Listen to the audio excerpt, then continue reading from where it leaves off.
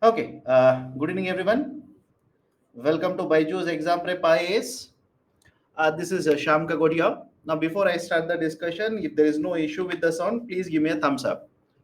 Alphabet Y, alphabet yes, or a thumbs up, Y yes, anything is okay with me. So, done. So, let's start the discussion. Before we start the discussion, as I had promised, I hope you remember it. I had made a basic argument with you people saying that at the end of Friday's class or in the Friday's class, I'll give you list of the articles which are important, which are relevant, which have appeared in different newspapers. Correct? So as promised, this is the first list of the articles. Right? Please have a look at all these articles. All of these articles are important. Now, before you start reading these articles, here is a very important argument. Do not try to understand every word in all these articles. There are 10 articles. Next week we'll increase it because the syllabus covered will be more. We will increase it next week. Don't worry. So I've given you a total of 10 articles. Most of them are surrounding the concept of GDP itself. So read those articles. We'll discuss GDP today. But again, just a reiteration, just a repetition. Do not try to understand every word in these articles, because many of the times the concepts, some of the let's say terminologies or some of the things that are mentioned in this particular article, these are not important for UPSC. So you don't worry about it. And those who are asking, sir, can we get a separate link for this? Right, just a second. Those are asking, can we get a separate link for this? Just see, I'll provide a link to you now. Just a second.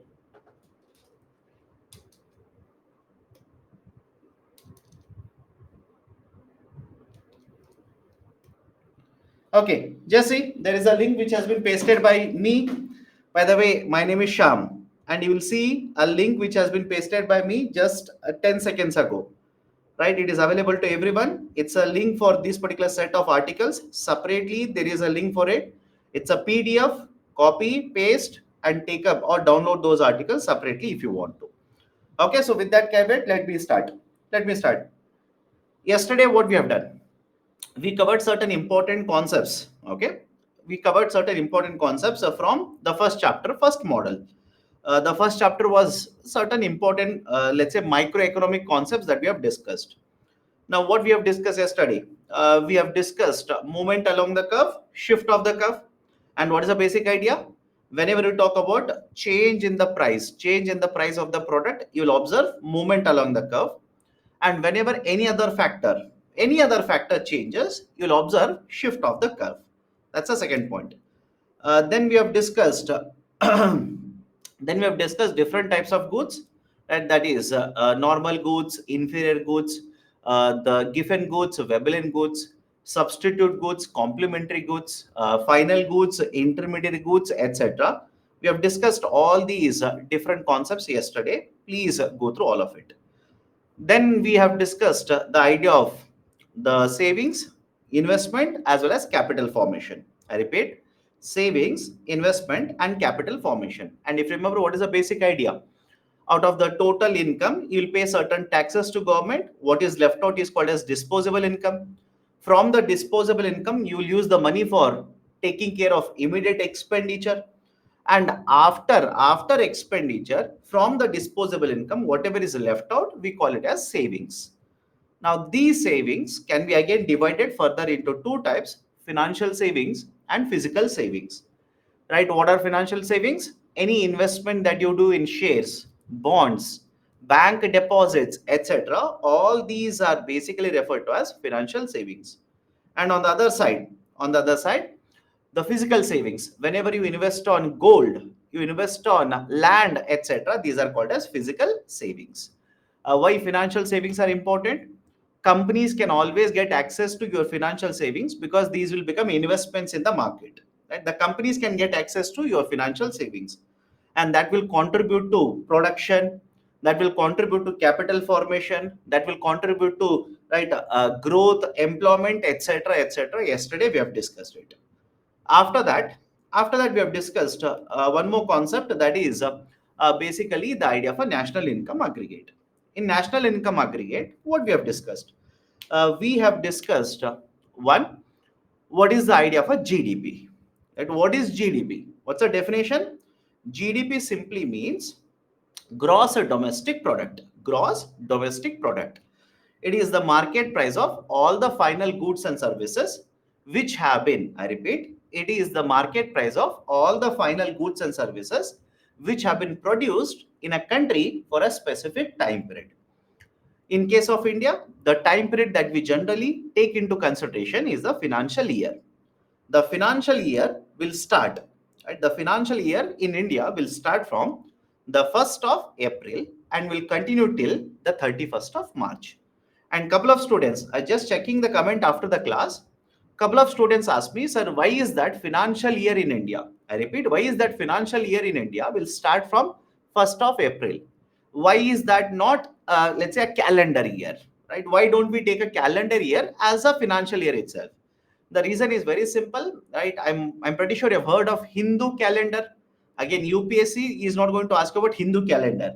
So I'm pretty sure you've heard of Hindu calendar. So Hindu calendar, the time period generally starts around the same time duration. That is the precise reason. And another reason is cultivation cycles. The cultivation cycles generally start in the month of April only. That is also the reason why we have taken, and even today we have considered the 1st of April as the first day of a new financial year. So GDP is considered, right, as a market price of all the goods and services in a financial year, or in a half a financial year, or in a quarter. And who will publish this GDP? GDP is published, or it is calculated and published by NSO, National Statistical Office. NSO will provide you the GDP estimates, official estimates. Right? Then, what are the different methods? How do we calculate GDP in India? There are three methods. One is production method or output method. Right? The production or output method is basically the market price into the final goods and services. The market price into final goods and services. That will give you the GDP. Second one is income method. Get the sum total of all the factor incomes, you will get the GDP in a particular year. Although I hope you understand, I'll tell you how market price is derived today, how do we adjust for taxation, etc. Today I'll explain it, don't worry. Third one is the expenditure method. Under expenditure method, we do consider the total expenditure done by the households, the companies, as well as the government on final goods and services. Then we will basically adjust this for exports as well as imports. After that, what we get is the market price of all the final goods and services which are produced in India. That will give you the third methodology of calculating GDP. Okay. And last point that I discussed yesterday was basically this. That is, irrespective of, I repeat, irrespective of whether you calculate GDP using product method or expenditure method or income method, doesn't matter. The GDP value under all the three methods will be one and the same. That is basically, I gave you an example of GDP where you will get 1000 rupee as GDP under all the three methods. Okay, done? Now, let me start the discussion. For today, let's start the discussion. From 2015, I repeat, from 2015, Government of India has introduced a new GDP calculation methodology. That is under production method only. How do we calculate GDP? That new methodology has been introduced. And this was the question which was asked by UPSC. Please be very careful. The new method of GDP measurement under production method, what has been done by Government of India now? Certain very important changes that has been done are the first one, the base year has been changed from 2004 and 5 to 2011 and 12. Now, before you start asking questions on the base year term, please look at the next part of the statement. Right? Please look at the next part of the statement. I'll discuss what is base year. Why do we need a base year? What is the importance of current base year? Is there a need to change the base year, etc.? I'll discuss all of it, but not right now. We will cover it when I take up GDP deflator, that is under inflation. That is basically under inflation. When I discuss inflation, I'll tell you, because Until unless you understand inflation, you will not be able to understand what is the meaning of the term base year. So please have patience. First very important change, they change the base year. Just take it as correct, go forward. I'll tell you what is base year, etc., later. Second very important change. Imagine you are the authority which is calculating GDP for India. All of you okay? Imagine you are the authority to calculate GDP for India.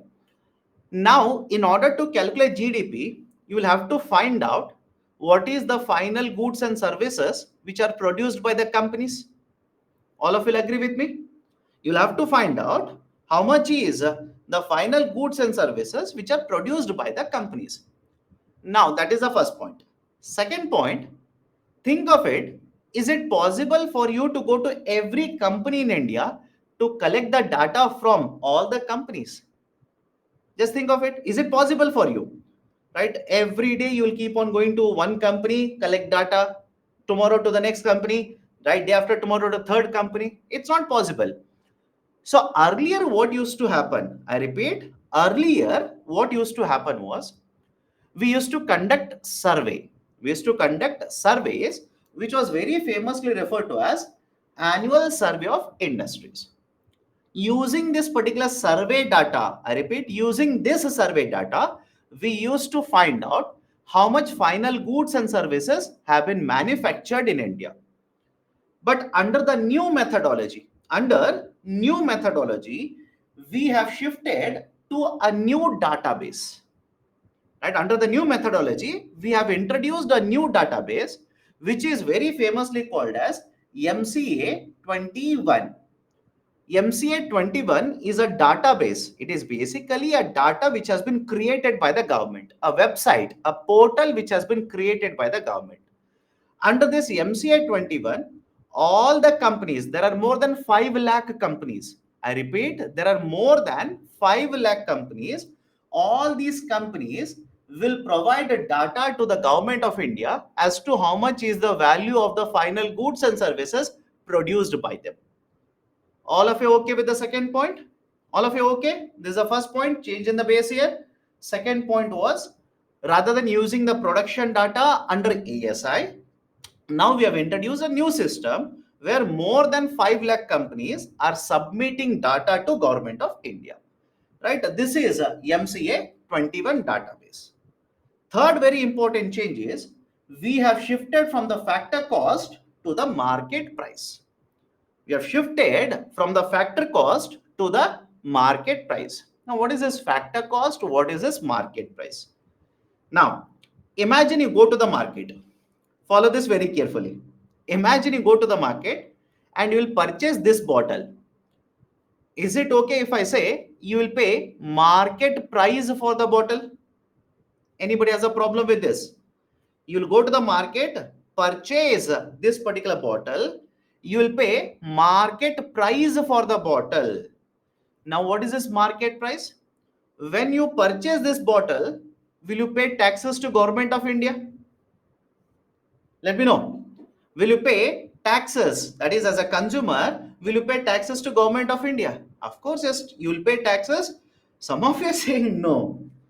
Those people who are saying no, right? Please tell me why. Why do you say you are not paying taxes to government? My dear, if you have been to a movie, you have paid GST to the government. You have purchased a packet of biscuit, you have paid taxes to government. If you don't trust me, I know there will be some people who will never trust me, whatever it is. You take a, let's say, a packet of biscuit is there, right? A packet of biscuit, let's say a Coke bottle, or let's say Mirinda bottle, or right, a tea pack, etc. Turn it around. Please turn it around. Whatever is the MRP, down or below the MRP, they will have written inclusive of all the taxes. Sure, just check it. They would have clearly written inclusive of all the taxes, which means you are paying taxes to government. So is the logic okay? Whatever taxes are imposed by the government, customer will pay it. And what if I say government will increase the taxes? Does it not mean that market price on the product will automatically increase? All of you will agree? If government will increase the taxes on the product, the market price on the product automatically will increase. Please remember that. Now, what is this factor cost? What is this market price? What is this factor cost? What is this market price? Let me explain it to you. Factor cost simply means a company will use four factors of production. Yes or no? Right? Factor cost simply means the company will use four factors of production.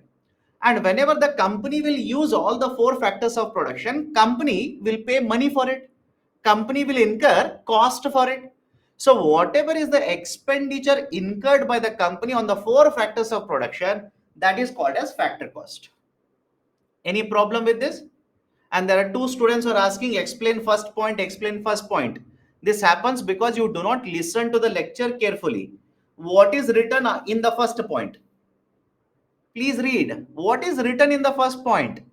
It will be discussed under GDP deflator. I also told you that I'll discuss it later, but anyways, again and again, you'll keep on typing explain, explain. So I'll repeat it again. Factor cost simply means whatever is the expenditure, the cost incurred by the company on the four factors of production, it is called as factor cost. Earlier, that is before 2015, we used to calculate GDP using factor cost only. Now what we have done, from the factor cost, we have shifted to the concept of market prices. Now, how do we shift? How do we calculate a market price using factor cost? Let me explain it. Listen to me very carefully. There are two very important things. One, the taxes, and the second one, subsidies. First one is taxes, and the second one is subsidies. Do you remember the definition of subsidies that I have given earlier to you? First class. Do you remember the definition of subsidies? What is subsidies? The assistance that is provided by the government. Assistance that is provided by the government is called as a subsidy. In fact, I said it could be in the form of a cash, it could be in the form of a non-cash, that is kind support also. Now let me start. Factor cost, right? Let's assume, I'll start with a number here. Please understand this carefully. Imagine you are a manufacturer. Okay, you're manufacturing this bottle on four factors of production. On four factors of production, right? You will incur a cost of, let's say, 80 rupees. Is it okay? Whatever the individual prices are, don't worry. On four factors of production, you will incur a cost of 80 rupees. Now, Government of India says, I will give you a subsidy of 10 rupees. Government will say, I will give you a subsidy of 10 rupees. Now, please tell me, if government will give you a subsidy of 10 rupee, don't you think you will reduce the price from 80 rupees to 70 rupees? All of you okay? Any problem with this? If government will give you 10 rupees, will you not reduce the price? Of course, yes. But after this, government will say, I will impose a tax of, let's say, 7 rupees. I will impose a tax of 7 rupees. Now, can I simply say the price at which the product will be sold in the market, that is, the market price of the product will become 77 rupees. All of you okay with this? Can I write this in the formula? Can I write the same thing in a formula? What is the formula? Have a look at the formula. The factor cost plus taxes which are imposed by the government minus subsidies which are given by the government. Any problem? Right? Understand this carefully. Whatever is the expenditure on the four factors of production plus taxes collected, imposed and collected by the government minus subsidies given by the government, that will give you the market price. So earlier before 2015, that is before 2015, the government used to calculate GDP at factor cost. Now government calculates GDP at market price. Can we go forward now? Let me know. Can we go forward? Any problem with this? Why we have done it? Why did we shift it? Very simple. Across the globe, This system is followed by countries. Is it okay? Across the globe, this system is followed by countries. Why? United Nations. There is an authority by the name of United Nations. United Nations, after the Second World War, came out with a system which is very famously called as systems of national accounts. I'll repeat it, please understand this. United Nations introduced a system very famously referred to as systems of nationals account. Systems of national accounts, SNA. And under the system of national account, United Nations have given a system, a procedure has been given as to how to calculate GDP in different economies. Across the globe, many countries have adopted it. We have adopted this from 2015. And that is the precise reason. That is the precise reason why we are calculating GDP in this particular method. Right? So this is basically the idea. How do we shift from the concept of factor cost to the market prices? Right? Shall we go forward now? In fact, when I say factor cost here, these are basically the expenditure incurred on four factors of production. On four factors of production. These are the expenditures incurred by the company, by the manufacturer on the four factors of production. Okay? Any problem with this? Next, why are direct taxes not added? My dear, income tax. How do you account for income tax in the market price of goods and services? You tell me. Tell me, how are income taxes counted to calculate GDP of country? How? What is the logic behind it? I don't know, why do people simply complicate it? Don't complicate it. Simply don't complicate it. Next one. GVA, we have introduced the concept of GVA now. In the new methodology, we also calculate something called as GVA, gross value addition. What is this gross value addition? Let me explain this. Listen to me very carefully. Imagine a simple process is followed to manufacture a particular good. The step one is a company will mine out iron ore. It will sell it to company 2, right? Or let's say a company A will sell this product to company B. Now company B will take the iron ore, purify it, convert that into steel. Now company B will sell this steel to a utensil manufacturer. Utensils means plates, right? Glasses, etc. So company B will sell the product to C. C will manufacture this product, sell it to customer. Now can I simply say whatever is the sales of C, it is nothing but a final good? Think of it. Right? A will sell it to B. Can I call this as final good? B will sell something to C. Can I call it as a final good? No. Right? A C will manufacture utensils, sell it to customers. Customers will purchase it, right? Our consumers will purchase it. I will call these products as final goods. All of you okay with this? Point number one. Point number two. What is the need for calculating gross value addition? Why do we calculate gross value addition? The reason is very simple. If I take the production of company A, let's assume company A has sold goods worth 100 rupees. I will take company A's production as 100. I will take company B's production as let's say 200 rupees. I will take 200 rupees. Company C has sold utensils, let's say worth 300 rupees to customers such as you and me. I'll take that also as 300. Now, if I take the production value of goods and services done by all the three companies in India, that will give me 600 rupees. But don't you think this particular 600 rupees cannot be GDP of India? It is not the right number to count as a GDP for India. Why? Within 200 rupees, 100 rupees already counted for. Within 300 rupees, 200 is already counted. So that will lead to double counting, triple counting of a steel, or let's say iron ore, etc., etc. That is the precise reason. I repeat, that's a precise reason. In order to address this issue of double counting, we have introduced and we calculate something called as gross value addition. How do I calculate gross value addition? Let me show you a calculation here. Do not by heart these calculations. Understand the concept behind it. Let's say company A will manufacture, or let's say company A will mine. Mine means what? Dig.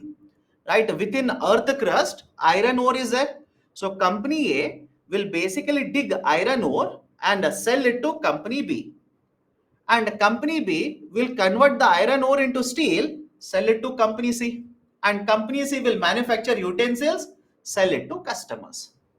How do I calculate gross value addition? Follow this. Step 1, A will sell, let's say, iron ore to company B at 10 rupees. A will sell it to B at 10 rupees. Can I say A has added a value of 10 rupees to the economy? Please look at the number and let me know any difficulty in the step 1. A will dig out iron ore and sell it to company B at 10 rupee. Can I say A has added a value of 10 rupee to the economy? Now B will purchase it at 10 rupee, convert that into steel sheet, sell it to company C. So company C will purchase it at 30 rupees, but what is the cost of raw materials? What is the cost of raw material? 10 rupee. So can I count the full 30 rupees as value addition? If I count full 30 rupees as value addition, then the 10 rupee is double counted. The 10 rupee raw material cost, I will have to subtract it. So 30 rupee minus 10 rupee, can I say B has added a value of 20 rupee to the economy? Any problem in the step 2? Let me know. Any problem in the step 2? B has added a value of 20 rupee to the economy. Now come to C. Come to the third company. The third company has manufactured a utensil, let's say a glass, sold it to the customer at 50 rupees. Sold it to customer at 50 rupees. Can I take 50 rupees directly as a value addition? No, because company C has purchased certain raw material worth 30 rupees. So 50 minus 30 will give me 20 rupees. And this 20 rupees is nothing but value addition done by company C. So this is how value addition is calculated for one sector. Now let me ask you a very simple question. If I can calculate value addition this way for steel sector, can I calculate the same way value addition done by aluminum sector? Think of it. Can I calculate using the same way for aluminum? What about shipbuilding? What about laptop manufacturing? What about mobile manufacturing? So I hope you understand similar methodology is used to calculate all the value addition that is done in the economy by different producers. And what we are doing here, we are trying to ensure that there is no double counting. There is absolutely no double counting. We are trying to ensure that double counting, triple counting of the same product will not take place in the economy. If you are not following this method, some of you will simply say, sir, it's a waste of time. I will simply take 50 rupees and I will count it as GDP. But please tell me, I'll ask you a very simple question. Milk. Tell me now, milk, is it a final good or intermediary good? Yesterday I asked the same question. Right? Milk is a final good or an intermediary good? Because many students will ask me, sir, here the product price is 50 rupees. Right? This is the reason I'm explaining all of this. Understand this carefully. Many of you will simply say, sir, the price of the product is 50. Agreed. How much is the value addition done by A plus B plus C? How much is the value addition done by A plus B plus C? 50 rupees. Market price is equal to value addition. Many of you will come to this conclusion. Market price is equal to value addition. Now you tell me milk. Let's say total value of milk that is produced in India is, let's say, 100 crore rupees. Does it mean the milk worth 100 crore rupee always is a final good? Is the logic okay now? Is the logic okay? Does it make sense to you? Why are we calculating gross value addition by considering all of this? Otherwise, I could simply take milk and say, if only milk is produced in India worth 100 crore rupee, assuming it is a final good, I'll say 100 crore is GDP. But milk can be used as an intermediary good also, right? So I hope you understand the logic behind why do we calculate gross value addition like this. Okay, done. Any problem with this? Any problem with this? Explain the milk part again, my dear. Yesterday we have discussed two types of goods. One is an intermediary good, second one is a final good. Okay, one is an intermediary, second one is a final good. What is an intermediary good? What is a final good? Final good is not resold again. I repeat, final good is not for reselling. We don't add value and sell it again in the market. We will consume it. On the other side, intermediary goods are purchased, value addition happens and sold in the market. Best example in this picture, can I say the glass which is given in this picture is a final good? The glass, tumbler or a plate, right? Can I say these products are final goods? Whereas what about this steel sheet? What about this steel? This steel is an intermediary good. In the same way, milk can be used by a house. For example, in your own home right now, right, your parents looking at you people studying economics, worried, right, about you people, would have given a cup of tea, cup of coffee along with a certain biscuit packet to you people.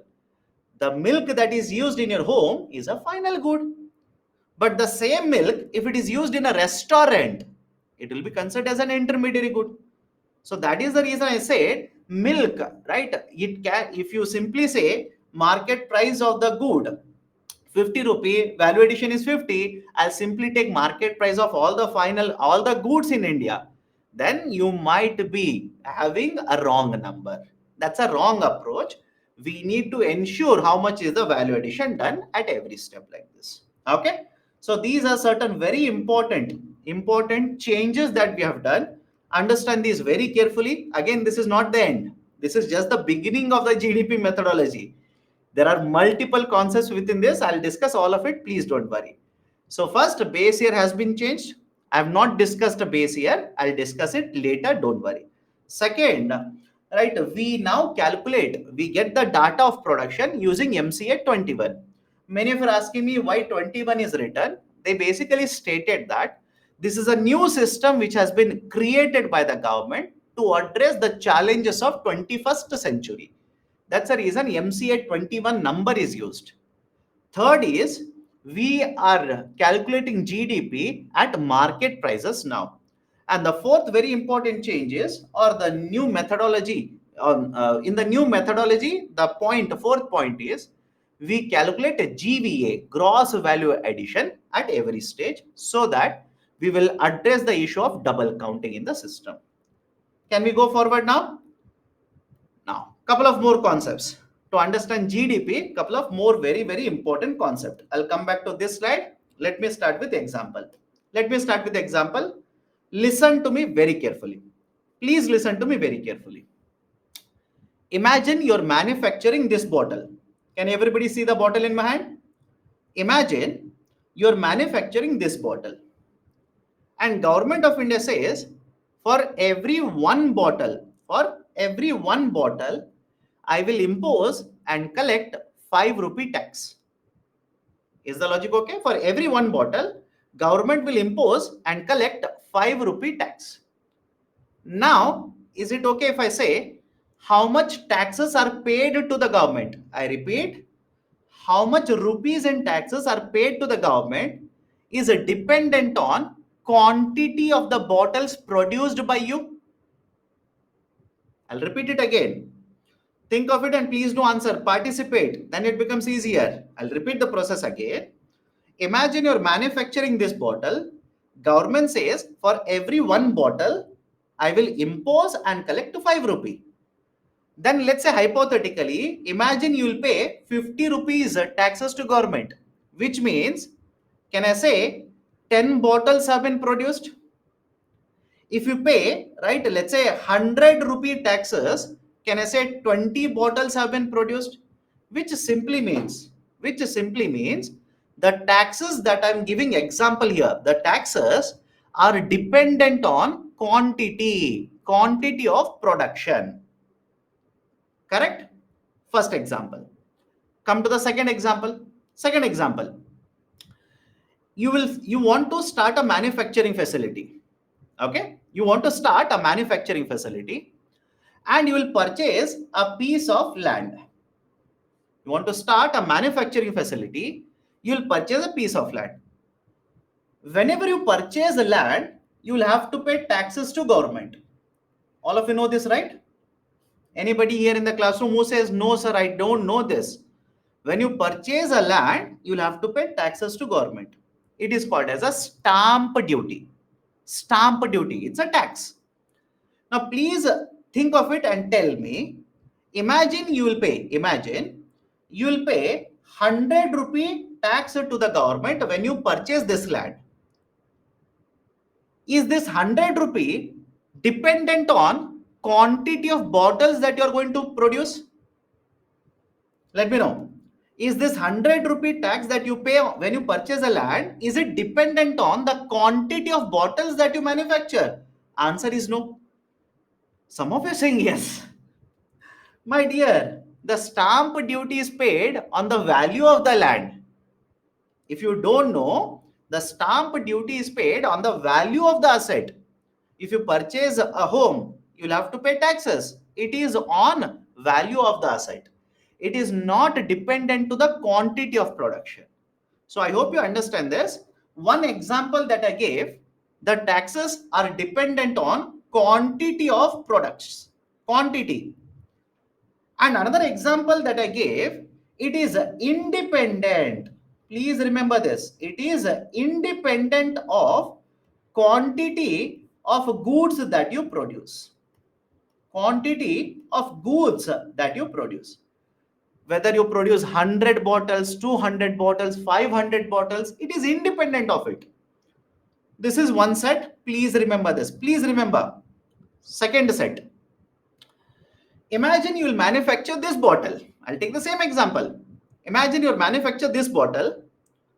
For every bottle that you manufacture, government will give you a subsidy of 5 rupee. Is it okay? For every unit of bottle that you manufacture, every bottle you manufacture, government will give you a subsidy of 5 rupee. Can I say if you manufacture 100 bottles, if you manufacture 100 bottles, you will get 500 rupees subsidy.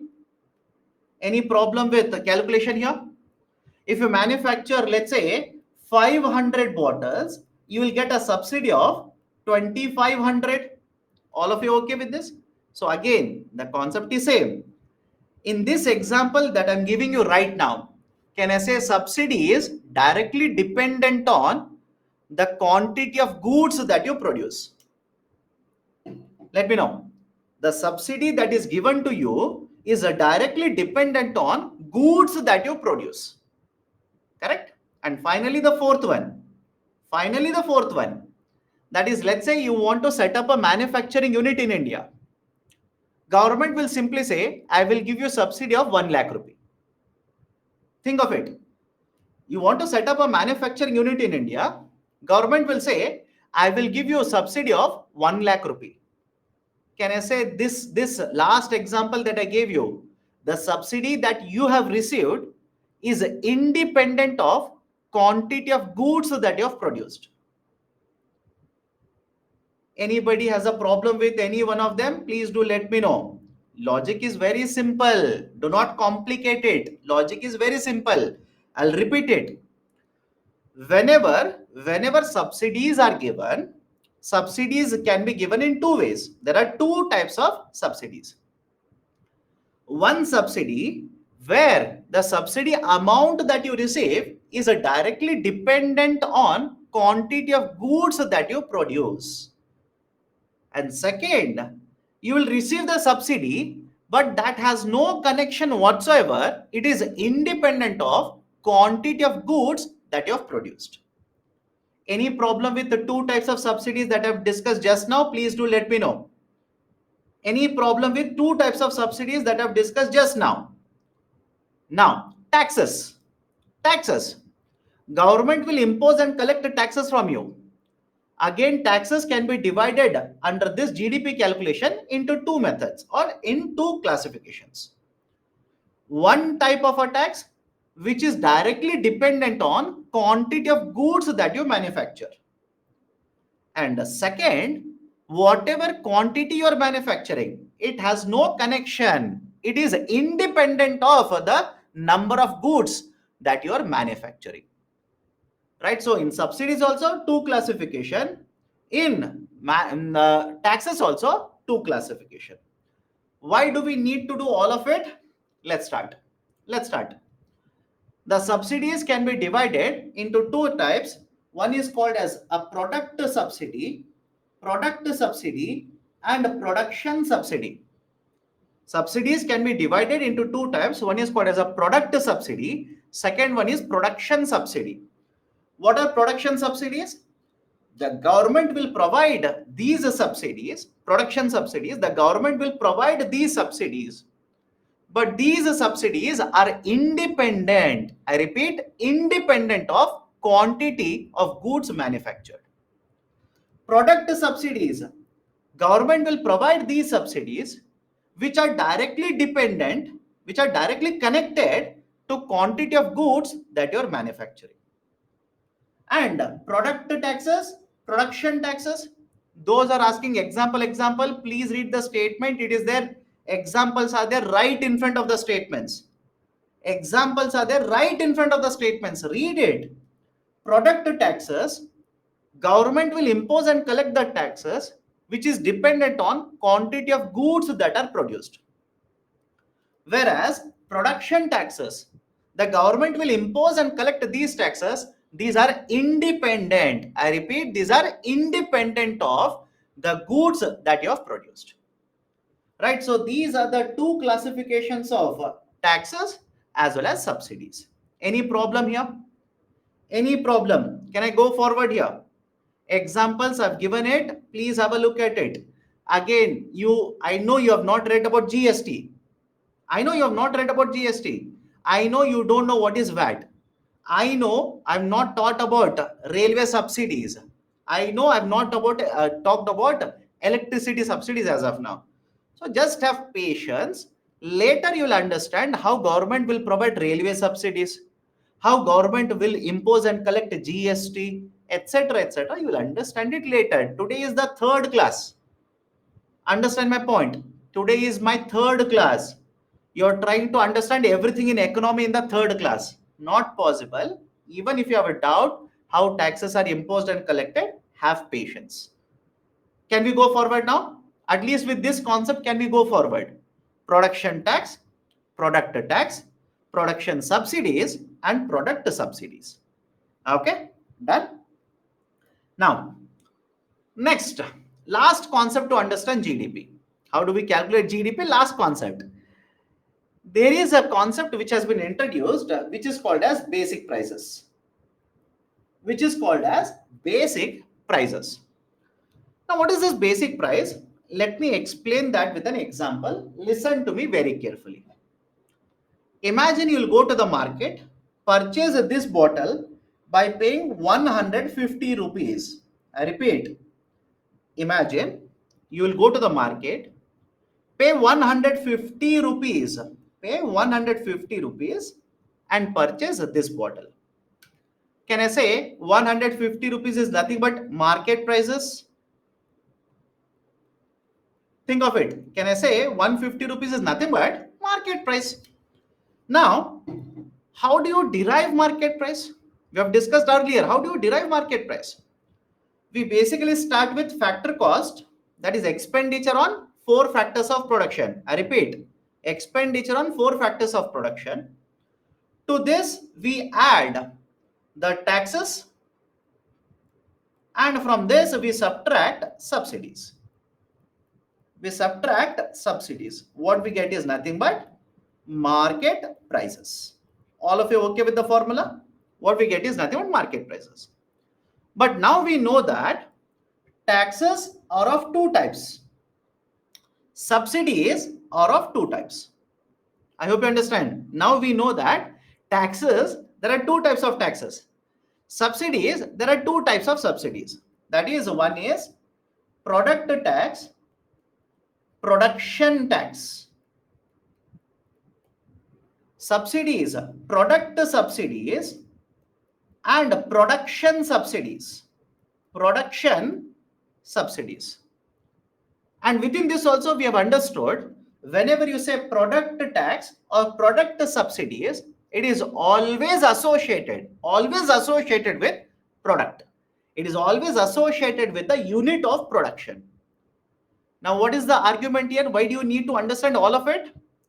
Whenever you pay market price, from the market price, if I basically take out how much is the product tax,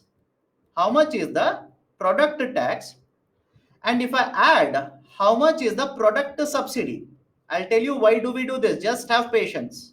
Just please have patience.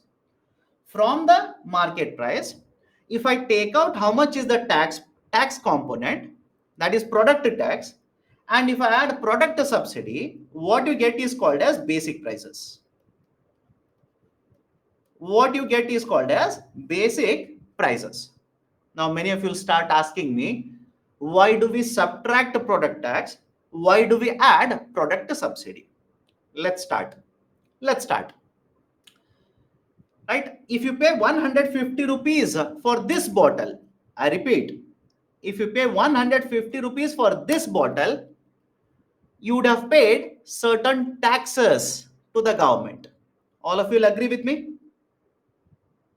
Let me know. If you pay 150 rupees for this bottle, you would have paid certain taxes to the government. That tax will go to the government, not to the manufacturer. Is it okay? The tax will go to the government, not to the manufacturer. So what I will do, out of 150 rupees, how much is the tax that is imposed and collected by the government on the bottle, I will subtract it. And after this, government, let's say, has given a subsidy of 2 rupees to the manufacturer for every bottle. I repeat, government, let's say, has given 2 rupee for every bottle to the manufacturer. So if government has given 2 rupee to the manufacturer, don't you think the manufacturer would have reduced the price by 2 rupees? Correct or not? Would have reduced the price by 2 rupees. What if that subsidy was not given by the government? What if this subsidy was not given by the government? I am trying to account for that as well. Right? So what I'm doing here, 150 rupees paid for the bottle. From this, I will take out product tax because that is given to the government, and product subsidy that was given by the government to the manufacturer for this one bottle. I will add product subsidy. I will subtract product tax. I will call this as basic prices. Wait. Some of you are saying then basic price is equal to the factor cost or not. No, I'll come to that. Please have patience. Now, what is this basic price? The government of India's document simply says basic price is the market price minus any taxes paid on the product plus any subsidy paid on the product. This is how government of India defines, right, the basic prices. But what is the meaning of basic prices? What do you understand by basic prices? Can I say this is the price that the manufacturer expects to get from the market? When the manufacturer will sell, this is the price that the manufacturer is expecting to get from the market. All of you okay with this? Please do let me know. All of you okay with this? The basic price is nothing but the price that the manufacturer is expecting to earn by selling the product in the market. Now, those who are asking, is basic price is equal to factor cost? No, please understand. How do we derive basic prices? I will write BP here. How do I derive basic prices? Please tell me if I want to calculate market price of the product. Let me see. I'll explain it, but you think of it and tell me, if I want to calculate market price of the product, what is your starting point? Let's say, what is your starting point? Right? Don't you think your starting point will be expenditure incurred, right, on factor cost? Correct? Your starting point will be expenditure incurred on the factor cost. But you think of it. Please think of it. In this formula, I'm talking about this formula, by the way, you have adjusted for product taxes and product subsidies. Do you think these are the only taxes paid by the manufacturer to the government? These are the only subsidies received by the manufacturer from the government. These are the only taxes and subsidies. No, no, right? What are the other types of taxes? What about production tax? What about production tax? You have not counted production tax because production tax is independent of the product. I hope you understand. It is independent of how many goods you are producing. You have not counted it so far. What about production subsidies? Production subsidies are also independent of goods that you are producing. That also has not been counted so far. So this is how the calculation is done. Please look at it very carefully. Factor cost, that is how much money the company will pay on land, labor, capital, and entrepreneurship. And those who are asking where is profit, where is profit, where is profit, again and again, my dear, one of the factors of expenditure. Okay, sorry, there was certain disruption. Please let me know. Am I audible now? Don't worry, don't worry. I'll repeat it. You please don't panic. Please don't panic. Don't worry about right losing anything. I'll repeat it. There was certain disruption. That's the reason. I'll repeat it. You please don't worry. Okay. So what was the point where there was a disruption? Anyone, you please tell me what was the point where there was a disruption? Profit. Okay, I'll start from there. What I was basically saying was there are certain students who are asking, sir, where is the profit? You're talking about factor cost, you're talking about basic prices, you're talking about market prices, etc. Where is the profit? I was saying, when you talk about four factors of production, when you talk about four factors of production, one of the factors of production is entrepreneurship. And that the entrepreneurship, right? Whenever you talk about entrepreneurship, the component that is associated with entrepreneurship is profit. So I was basically saying that you look at the four factors of production. The company or the manufacturer will incur expenditure on it. And one of the component, when you talk about four factors of production here, one of the component is profit itself. One of the component is profit itself. Okay. So let's start now. So company will incur expenditure on four factors of production. That is land, labor, capital, and entrepreneurship. Now, in addition to this, don't you think the company will pay production taxes? Correct? In addition to this, right? Imagine you're manufacturing a product. In addition to the cost for land, labor, capital, and entrepreneurship, don't you think you'll pay certain production taxes?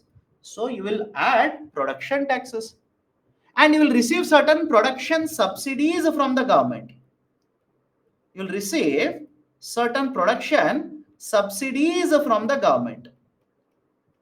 And when you add production taxes and subtract production subsidies to the expenditure on four factors of production, that is called as basic prices. That is referred to as basic prices. Now, is the formula okay with all of you? Anybody has a doubt? What is the difference between a factor cost and basic prices? Both are different. Don't say both are one and the same. No. You will start from the factor cost, then you will basically move towards basic prices. After you calculate basic prices, you will use it to calculate GDP. Is it okay? Some of you are saying, please observe carefully. Some of you are not making correct observations. Observe carefully. Some of you are saying, this formula and earlier formula both are one and the same. How, my dear? You please tell me. I'll write both the formulas now. I will write both the formulas in a single slide. You tell me how both are one and the same. That is, one you will calculate basic prices. Second one you will calculate market prices. How? You will start from the factor cost. You will add production taxes, and you will subtract product subsidies. I'm sorry, subsidies. Production subsidies. You will get basic prices. Now you will take basic prices, you will add product taxes, and you will subtract product subsidies. You will get market prices. This is formula 1 and this is formula 2. Please observe both the formulas and now tell me, both are one and the same? Are both one and the same? No, both are not one and the same. Okay. Sir, but earlier formula was different. You people are very weak with CSAT. Those who are saying earlier formula was different, you people are very weak in CSAT. This is my advice to you, focus on CSAT as well. Earlier formula was different. My dear, please look at this formula. Is this formula and this formula different? Let me know. Is the second formula, I'll write number also if you want. I'll write this as 3. Please observe 3 and 2 and tell me, are both the formulas different? No, both are one and the same. Both are one and the same. Only the way I've written are different. In the third formula, I started with market price to derive basic prices. In the second formula, I started with basic prices to derive market prices. It's basically transferring. It's basically transferring, right? If you remember your high school or even in your kindergarten, right? They would have written A plus B plus C is equal to D. Can also be written as A is equal to D minus B minus C. Same thing I've written, my dear. Don't confuse. Don't get confused like this. Is it okay? Is the logic okay? Is the logic okay? So idea is simple here. Earlier we used to simply calculate GDP at this point. We used to calculate GDP at this particular point.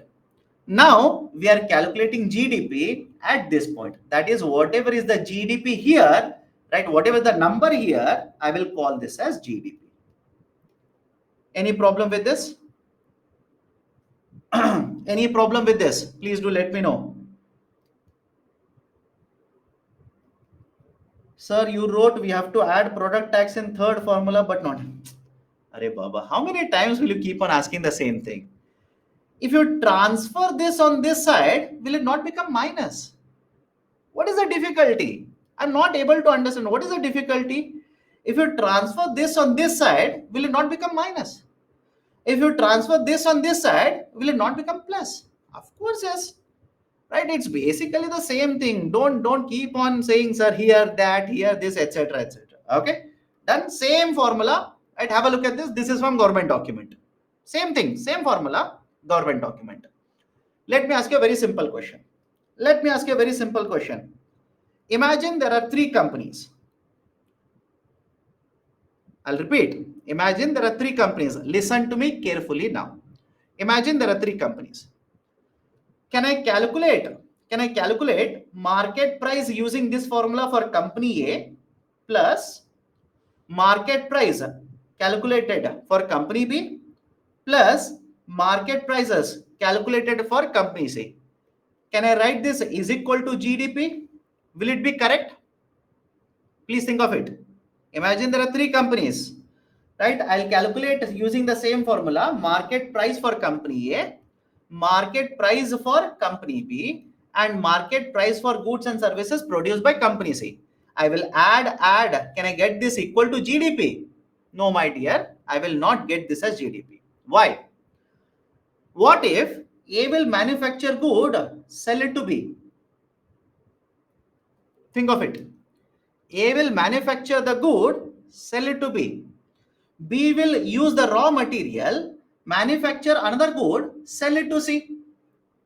Then don't you think your GDP number is overestimated? Think of it. Don't you think in that context, your GDP number has been overestimated? There is too much of double counting, triple counting, etc. etc. Now let me show you the same formula. Same formula. Tell me, does this make sense? Why do we start at gross value addition at factor cost? Let me know. Same two formulas I've written this way. Right? Same two formulas. I'll repeat it. The formula number one, formula number two. Can you see formula number one and formula number two here? Same two formulas. This is how the government will write it. All of you are okay. Why they are writing GVA at factor cost, GVA at basic prices here? Anybody has difficulty in understanding it? Why do we say GVA, right? Why not directly the market price? If you say market price directly and calculate, then it might be double counting, triple counting, etc. Instead of that, can I calculate GVA done by company A? GVA, value addition done by company A, value addition done by company B, value addition done by company C. So if I calculate value addition like this, can I get it in the form of GVA now? All of you okay? Any problem here? Let me know. Any problem? Why the government will calculate GVA? Why not directly market prices? Right? So GVA at factor cost plus production tax minus production subsidy. You will get GVA at basic prices. Right? Many of you are asking, sir, what do you mean by indirect taxes? I'll discuss it later. Later, please don't worry. Let me give a very basic idea. Indirect taxes are imposed by the government on somebody else. They will transfer it to customers. Those who are asking me what is indirect tax here, government will impose it on someone and they will transfer it to customers. For example, when you will purchase this bottle, government would have imposed GST on the seller. Is it okay? I'm repeating it. Those who are asking example, listen first. Right? Government would have imposed GST on the seller, but the seller will collect that GST from you, give it to the government. All of you okay with this? These are called as indirect taxes. These are referred to as indirect taxes. On the other side, there is an example of a direct tax. There is a concept of direct tax. What is a direct tax? Best example for a direct tax is income tax. Best example is income tax. If you are earning income of 100 rupee, government will collect 10 rupee tax from you. Can you transfer it to somebody else? Think of it. Can you transfer it to somebody else? No, right? You will only have to pay, right? So one is a direct tax, another one is indirect tax. Okay. So GV at basic prices, add indirect taxes, but again product tax minus subsidies. What you get is GDP at market prices, right? So this is generally calculated. This is taken as GDP. Any problem here? Please do let me know. Do not worry about direct taxes, indirect taxes, etc. We will take it separately later. We'll discuss. There is a chapter taxation. We'll discuss GST. We'll discuss right income taxes. We'll discuss VAT also, right? We'll discuss all of it later. You don't worry about it today. Any problem with the concept of GDP calculation, please do let me know. Otherwise, I'll go forward. Already profit in FOC includes production tax and production subsidies, right? No, my dear. Four factors of production. Please open the PPT. You people do not revise it. That's the reason you will get all of these doubts. Four factors of production: land, labor, capital, and entrepreneurship. Right? So, on that, how much expenditure is incurred, that is taken as a factor cost. Of course, subsidies are accounted now. Okay? Can't understand product tax and production tax. Product tax is per unit. Simple. Product tax is per unit of production. You produce, let's say, government of India will say 5 rupee tax per bottle. Start answering now. 5 rupee tax per bottle. You produce 10 bottles. How much tax you will pay to the government? 50. You produce 200 bottles. How much tax you will pay? 1000 rupee.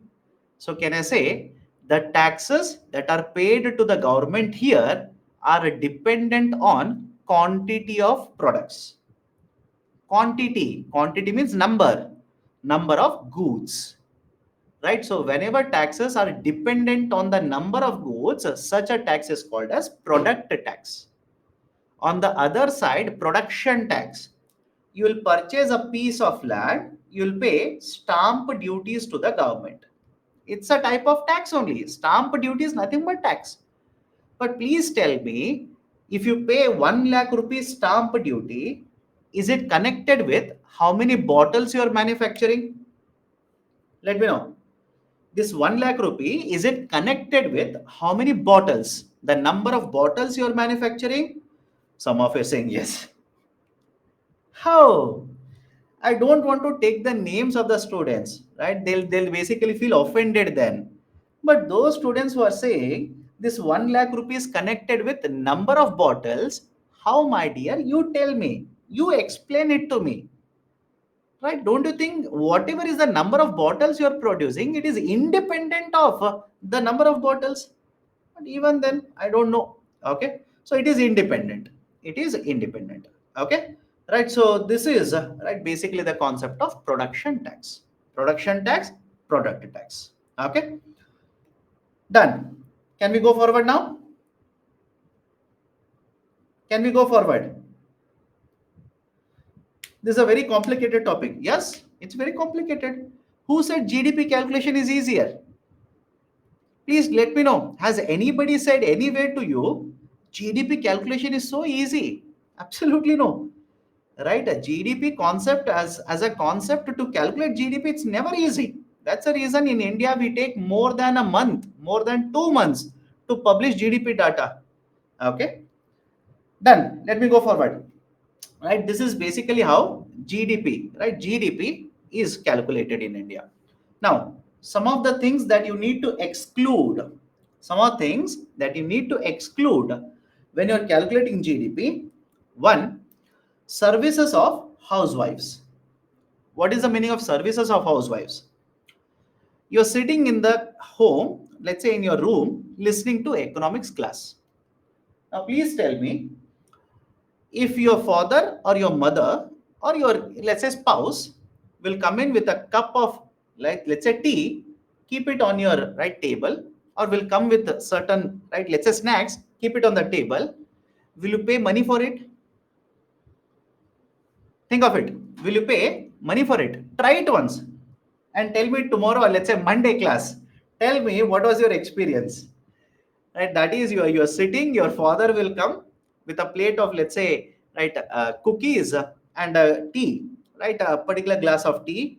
They will keep it in front of you. You take out your purse and pay 50 rupees to them, and then tell me what was your experience.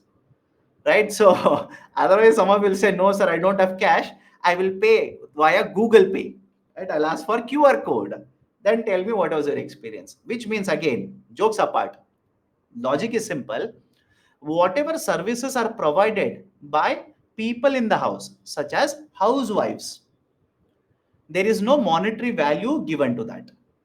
But don't you think, I hope you understand, don't you think if you get the same services outside, you'll pay money for it? That is, imagine you'll go to a restaurant, you'll order for a cup of tea. Will you not pay money for it? Which means those services which for which money is paid, it will be counted in GDP. But the services which are provided in the houses, there is no monetary value for it. Hence, the services which are provided, right, caring services which are provided by people in the houses, right, the cooking services provided by people in the house. Again, when I say cooking services, by your mother, by your father, or yourself, not by a maid. If you have hired a person, a maid, you will pay money for it. But the same service is provided by somebody in the family, no money is paid. So such services, there is no value given to it, no monetary value given to it. These are not considered as economic activities, because economic activity means money should be paid. Here, no money is paid, hence this will not be counted. Second one, black money. What do you mean by black money? Black money means the money which is unaccounted, which is unaccounted, and taxes not paid on it. Taxes not paid on it. Right? That is called as black money. For example, if I take out 100 rupee note, none of you can find out whether this is black money or white money, because you don't know what is the source of it. Government doesn't know how much money I have, because a lot of the transactions in Indian economy, I repeat, lot of transactions in Indian economy are cash transactions. If the money is always paid from one account to another account, government can always ask you what is the source of it. Please pay the taxes on it. But imagine I will work for you.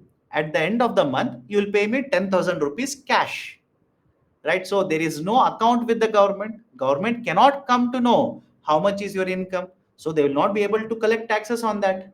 That amount cannot be counted as a part of the GDP, because there is no activity as per the government records.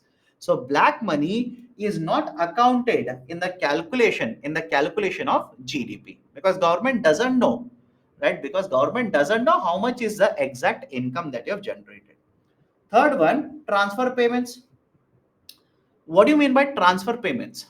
Transfer payments means, please understand, these are basically one-sided payments. One-sided payments, one-sided payments, and in return, there is no good or service provided. In return, no good or service provided. No good or service provided. Right? This is called as a transfer payment. This is called as transfer payment. Transfer payments, because let's say I will give you, right? I'll give you an example. You'll pay 10,000 rupees to your parents for their welfare, for taking care of them. Do you think your parents will provide you certain goods or services in return? Try asking it. Try once. Right? Say, this month I've received the salary. I'll give you 10,000 rupees. Right? Please tell me what will be the good or service you will provide to me for this 10,000 rupees. Then see what will happen. So again, jokes apart, the logic is very simple. The logic is very simple. The transfer payments are one-sided transfers. In return, we don't get anything. No good or a service is given to us. And because there is no good or a service, it is not a transaction. It is not buying and selling. Hence, the transfer payment values are also not counted in the calculation of GDP. Can we go forward? Any other example of transfer payment? Government of India will provide lot of subsidies, correct? Government of India will provide lot of subsidies. Have you heard of this? Lot of welfare payment is given by the government of India. Do you think government of India will first collect money from, sorry, will first collect good or service from you and then provide you welfare payments? Absolutely no. Absolutely no. Right? Some of you might be under the wrong impression. The welfare, look at the term welfare only. Government will provide certain money to you. For example, sir, any example of it? Have you heard of Indira Gandhi pension scheme? Let me know. Indira Gandhi National Old Pension Scheme, right? There is a widow pension scheme. So government is not going to collect any good or service from you. They will give you money. That is nothing but a transfer payment. So such a transfer payments, right, are basically not counted in the calculation of GDP. Old goods which are resold. Old goods which are resold. What do you mean by old goods which are resold? Let's say this bottle was manufactured in 2022. Let's start. Manufactured and sold in 2022. I purchased it in 2022. Now tell me, because this was manufactured in 2022, this will be counted in the GDP of 2022. All of you okay with this? Because this was manufactured in 2022, will this be counted in the GDP for 2022? Of course, yes. Now I will resell it. I will resell it, whatever the price is. I will resell it, second hand goods, third hand goods, etc. etc. I will resell it to someone else in 2023. If you count the value of the bottle again in the GDP of 2023, are you not counting the bottle, same bottle, in 2 years? Is it okay? Are you not counting the bottle in 2 years? Of course, yes. That is the reason the old goods, that is second hand goods, etc., whenever these are sold, these will not be counted as a part of GDP. Is it okay? Can we go forward now? These are some of the things that you need to consider whenever you're talking about gross domestic product. Shall we go forward? Any problem? Can we include barter system in the items excluded? Yes. Even NSO says this. NSO says in certain situations in rural part of India, whenever people will provide services, in return they are paid 5 kg of rice. They are given 2 kgs of wheat. That is a barter system, right? In such a situation, you cannot simply account what is the value of the service. Because you're not paying money, can you find out what is the wages you are supposed to pay to them? No, right? That is the precise reason. Even in such situations, they are not counted as a part of GDP. Done? Sir, OLX type of transactions not counted in GDP, my dear, please understand. If OLX will provide services to you, let's say you have a second hand car or you have a car, you want to sell it. Through OLX, I will purchase it. Now, OLX will impose certain commission and collect it. Correct? All of you okay with this point? OLX will provide a service to you, impose and collect a certain commission. Now, please think of it. Value of the car is not counted in the GDP. But what about the OLX services? Think of it. What about OLX services? OLX services are generated in this year. Is the logic okay? OLX services are generated this year, right? So as a result of the services which are generated in this year, if they earn commission, the commission will be counted as a part of GDP. That is the logic behind it. Okay, done? Same thing I'm explaining and same thing you're asking. Okay, anyways. Okay, can we go forward now? These are some of the things that you need to take care of whenever you're talking about the concept of gross domestic product. Next one, concept of gross national product. Concept of gross national product. We have discussed GDP. Now let me enter into GNP. Right? Let me enter into GNP. Please do not complicate all of these things. Many of you are trying to complicate it. Right? For example, I told you about OLX just now. But even then, there are two students who are asking, but used product price is also counted in OLX. My dear, you are talking about GDP or OLX? Should you be concerned about what is the revenue of OLX or should you be counted about GDP? Right? Both are two different things. What does OLX do? Let them do it. What you should count in GDP, you understand it. Right? Simply complicated. Okay, done. Let's start. Gross national product. Gross national product, GNP. Now, what is this gross national product?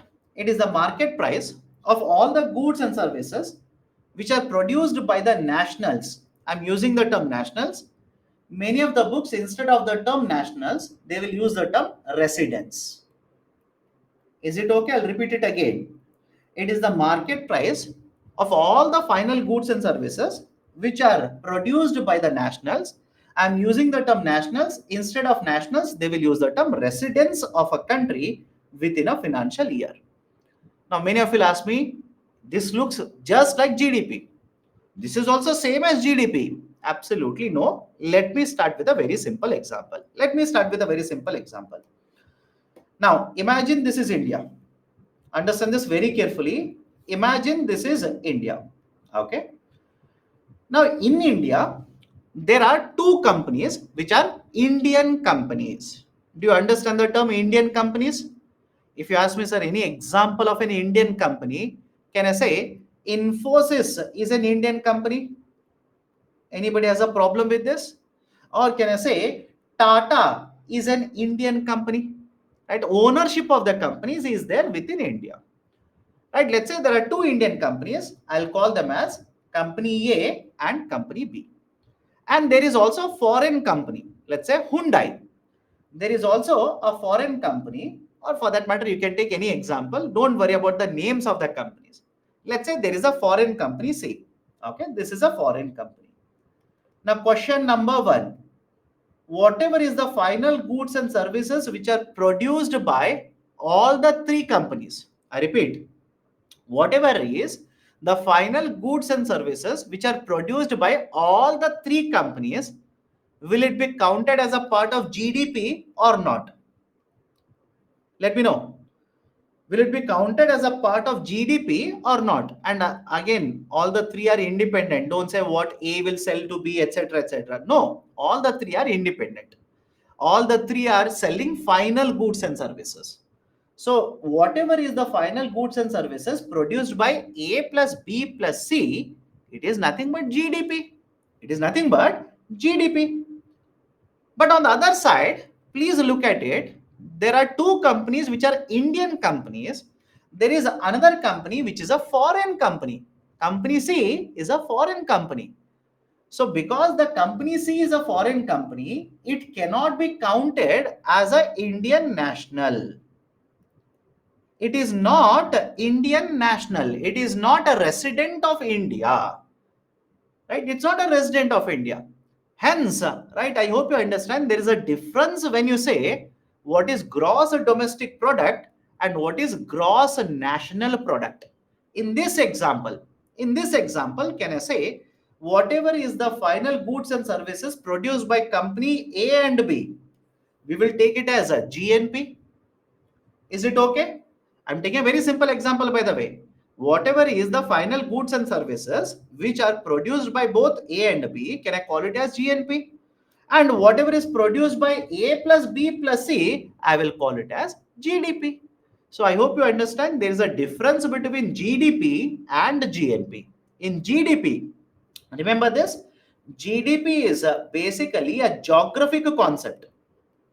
It is a geographic concept. What do you mean by geographic concept? Within India, I repeat, within India, whatever is the final goods and services, we will take all of them in the calculation of GDP. Whether these are produced by Indian residents or a foreign resident, doesn't matter. We will take it as part of India's GDP. But in GNP, gross national product, we will calculate the market prices of all the final goods and services which are produced by residents of India. Residents of India, that is very, very important. Now you will ask me, what do you mean by resident here? I'll take another very simple example. Imagine, here is a software engineer.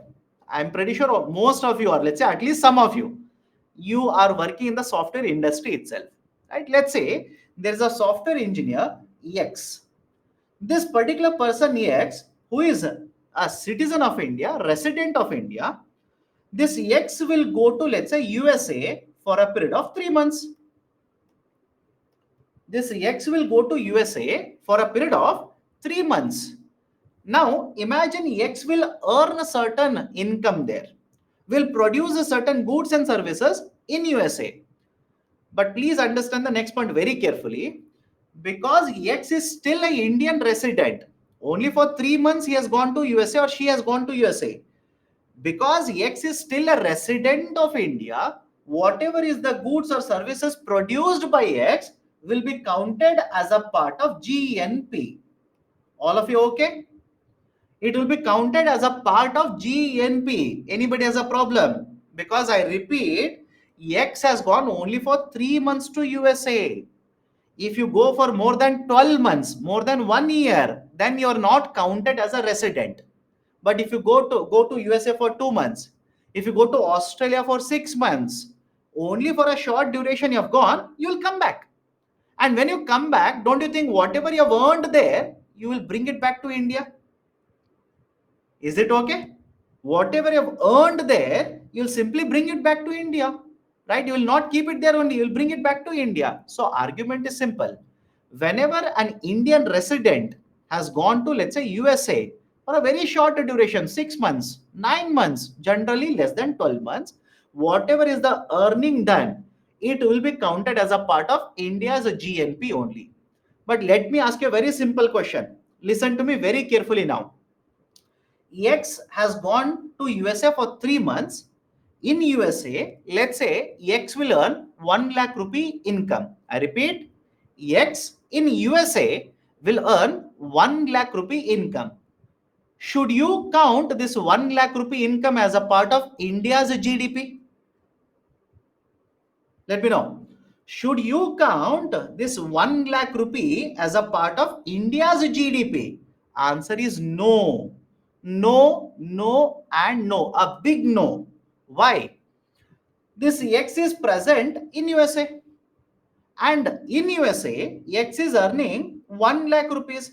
Now, please tell me, when the income is generated outside India, I repeat, when the income is generated outside India, outside the border of India, geography of India, should you consider that as part of India's GDP? Does it make sense? No, that's the reason I've written this very carefully here. GDP is a geographic concept. It's a geographic concept. Anything that is produced outside India is not counted as India's GDP. Whereas since the X is an Indian resident even today, whatever is the earning done in USA will be counted as a part of India's GNP. All of you okay with this? Now have a look at the table. Have a look at the table. Right? Let's say 1, 2, 3, 4, 5. 1, 2, 3, 4, 5. Let's start now. Indian company is working in India. Indian company is working in India. Whatever is the final goods and services, whatever profits they will generate, will be counted as part of GDP as well as GNP. All of you okay with this? Indian company is working outside India. That's very important. Indian company is working outside India. So whatever profits are generated by the company, not counted in GDP, but counted as a part of GNP. It will be part of GNP. Why? It's an Indian company. Third, Indian citizen is working abroad, let's say for 6 months. Many of you will ask me, sir, how many months? You tell me. Let's say for 6 months. So an Indian citizen will work outside India for 6 months. Will it be counted as a part of GDP? No, because outside India. Because this is still an Indian resident, Indian citizen, we will take it as a part of GNP. Fourth one, foreign citizen is working in India, let's say for 3 months. Foreign citizen is working in India for 3 months. Will it be counted as a part of GDP? Yes, because the production of goods and services is happening in India.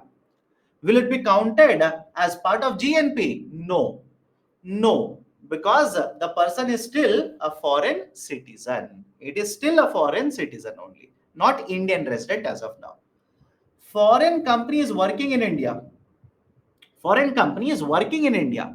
So whatever is the profit earned by this foreign company, because they are producing in India, I will take it as part of GDP.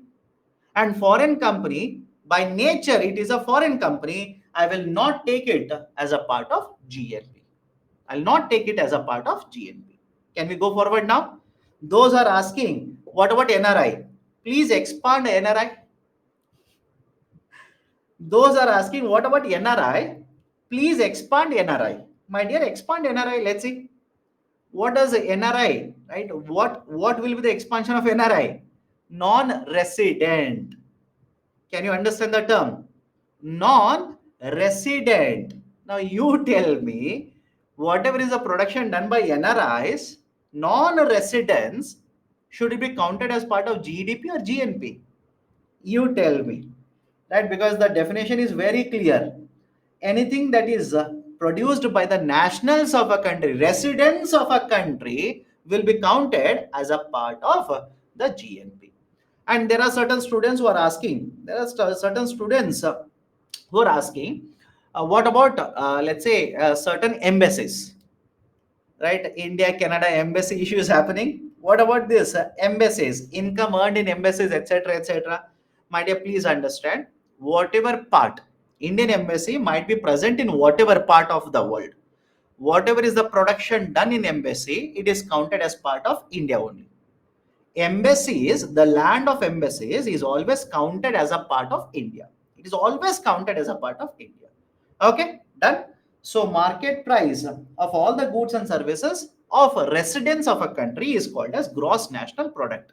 Now, before I go forward, let me ask a very simple question. Please think of it and answer. Between GDP and GNP, which one do you think is a better quality indicator to represent the performance of Indians? I'll repeat the statement again. Please think of it very carefully. Between GDP and GNP, which one do you think is a better quality indicator to represent the performance of Indians? Indians, I'm not talking about everybody, Indians. It is gross national product. It is gross national product. Don't say GDP. GNP, my dear. GNP. Why? Let me take extreme example. Extreme example to make you understand. A foreign company will come to India, and this is the only company in India which will produce, let's say, goods and services, sell it in India. So whatever is this production of final goods and services of a foreign company, that will give you GDP of India. But does this GDP represent how Indian companies are performing? Tell me.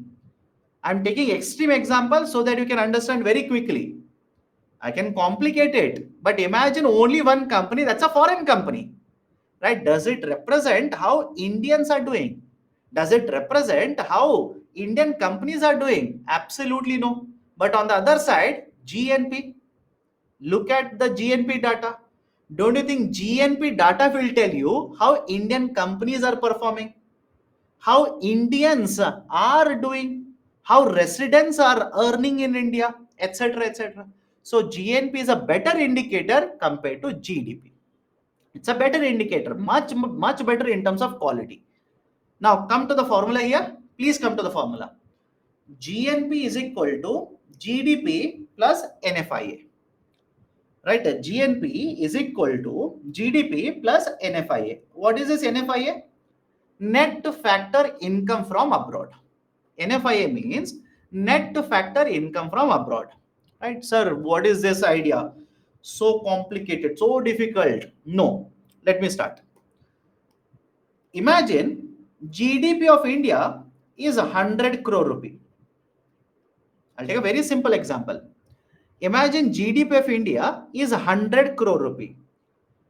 But can I say this 100 crore rupee, just to make it simple, can I say this 100 crore rupee includes profits earned by Indian companies plus profits earned by foreign companies? Let me know. Can I say this 100 crore rupee, if it is the GDP of India, it is nothing but profits earned by Indian companies plus profits earned by foreign companies. There are other components also. I'm focused on only one component. But when you talk about GNP, don't you think you should exclude, I repeat, you should exclude profits earned by foreign companies in India. All of you agree with me? You should exclude profits earned by foreign companies in India because it's not an Indian company, it's a foreign company. But on the other side, don't you also think there will be certain Indian companies which have companies outside India, have earned profits outside India? If you want an example, all of you know that, let me know, all of you, do you know that Tata owns companies outside India? Yes or no? I'm taking a very famous example, by the way. Tata company has ownership of companies outside India, right? Best example, UK, Jaguar cars, right? Range Rover brand, etc. Right? So that particular company, which is a British company or UK company, is owned by Tata company now. So I hope you understand, because it is a company outside India, whatever is the profit earned by this company, it's not counted as a part of India's GDP. Is the logic okay?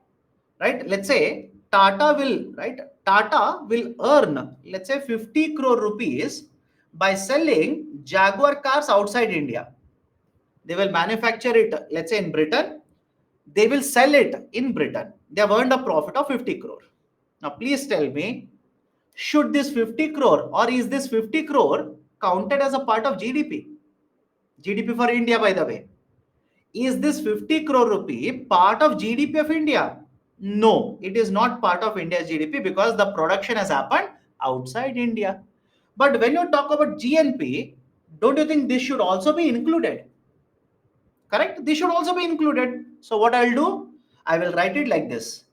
GDP, I will write GDP minus the factor income which are generated by foreign residents in India.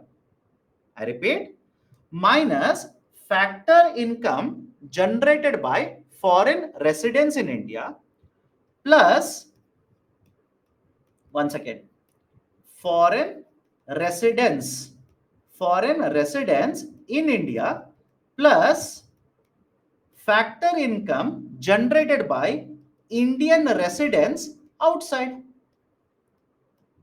All of you okay with this formula? Indian residents outside India.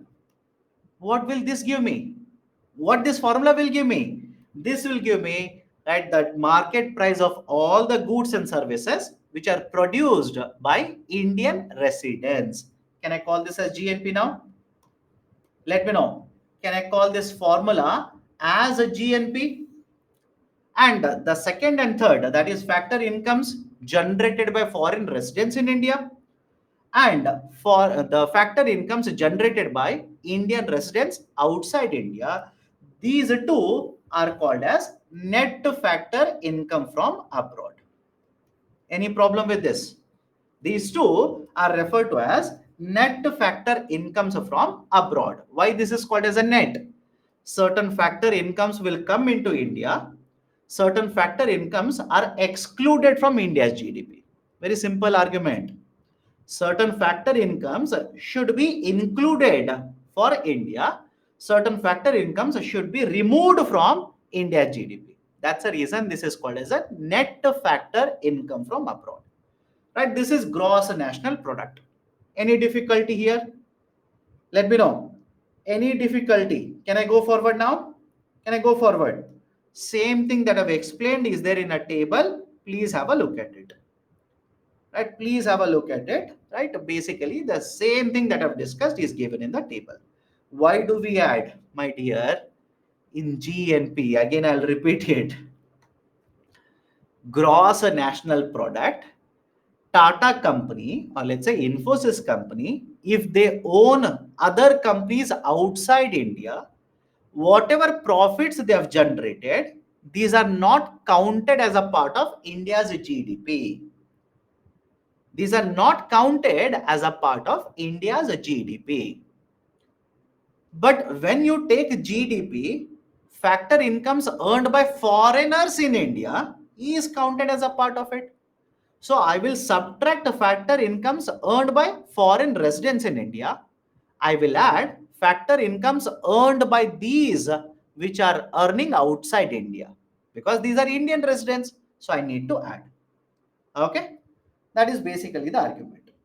Some of you are saying, right? Some of you are saying, sir, but in the formula you have written plus NFI, etc., etc. My dear, it's basically you will write this first, you will write this second. NFI means how much factor incomes will come into India minus how much factor incomes will go outside India. That is net factor income. Okay. Okay, done. Right. So same thing I've given in this slide also. Please have a look at it. Right. Please have a look at it. Revise it. Revise it. You will understand it. I hope you understand that because you're looking at all of these concepts for the first time, you feel all of these are very difficult. Not difficult. These are new to you. Right. Because these are new to you, you feel this is very difficult. No, revise it once or twice, you will automatically understand. The third one, net domestic product, NDP, net domestic product. Okay. Now, what is this net domestic product? Let's discuss this. Let's finish this. Then we will take a break. Don't worry. Now, point number one, there is a term called as depreciation. There is a term called as depreciation. Now, I know many of the students in the classroom are from commerce background. And for commerce, the term depreciation definition methodology is different. But for general studies, let's make it simple. Right? Those students, please listen to me. I know you're from commerce background. You will say, no, sir, this is not how depreciation is calculated. This is supposed to be like this, like this, like this. There are two methods, etc. Do not complicate it. For general studies paper, let's make it simple. Now, what is this depreciation? What is the importance of it? Let's start. Depreciation simply represents how much money you will spend, to replace existing capital. To replace existing capital. Sir, what do you mean by this? Let's start. Imagine your friend is back. Imagine you're a manufacturer. You're manufacturing this bottle, and in 2010, you purchased a machine which is used to manufacture this bottle. Now you are in 2023. In 2023, the machine is old. You will have to replace. This machine. So in order to replace this machine, imagine you spend 1 crore rupee.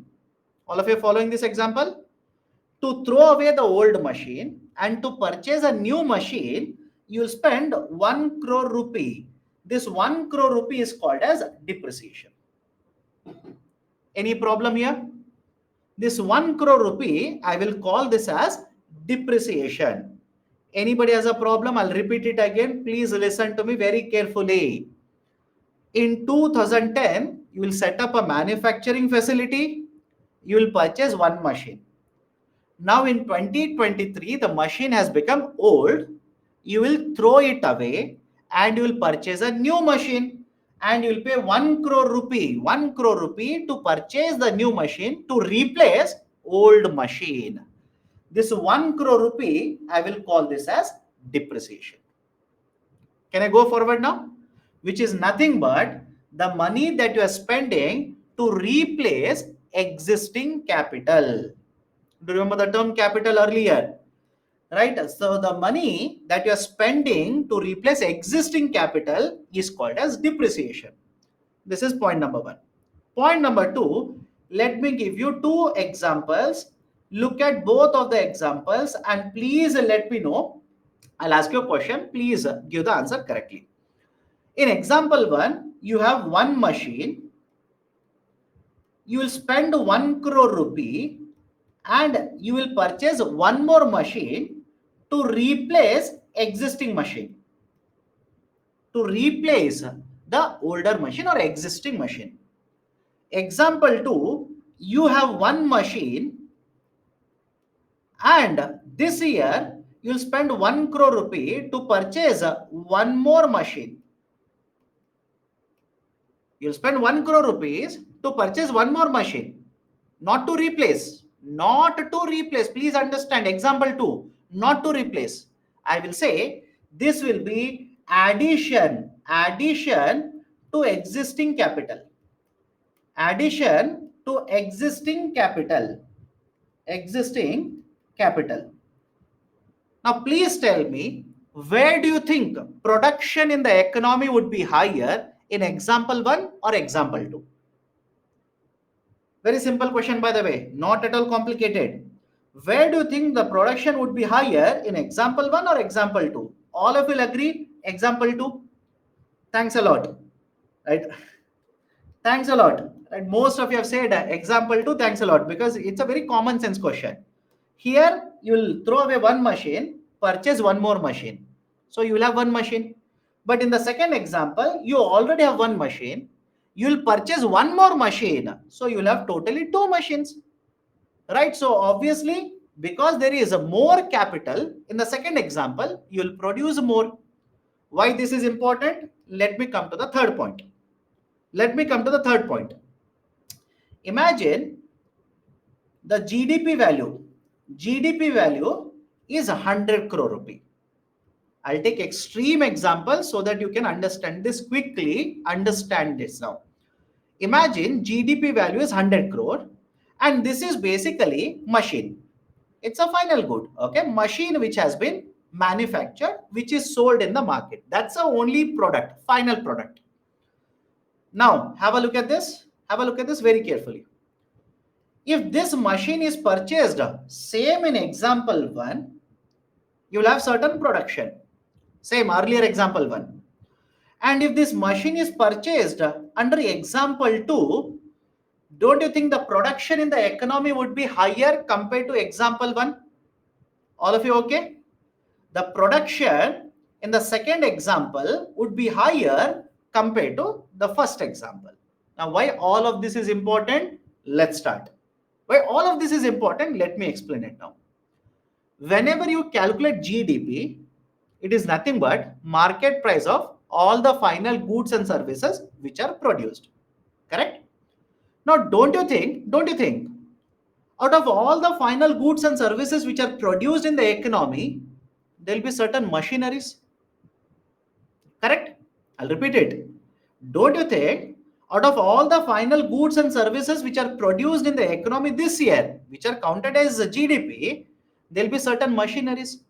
Now the question is, these machineries, are they used for addition to the existing capital or are they used for replacement of existing capital? I'll repeat it again. Are these machineries, are they used for addition to the existing capital or are they used for replacement of the existing capital? That is very, very important. Why? Please tell me, if India's GDP data, simply is, let's say, 3 trillion rupees, I'm sorry, $3 trillion. Okay.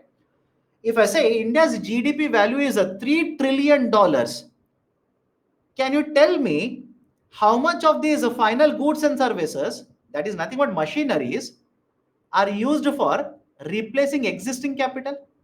Can you tell me looking at GDP data? Let me know.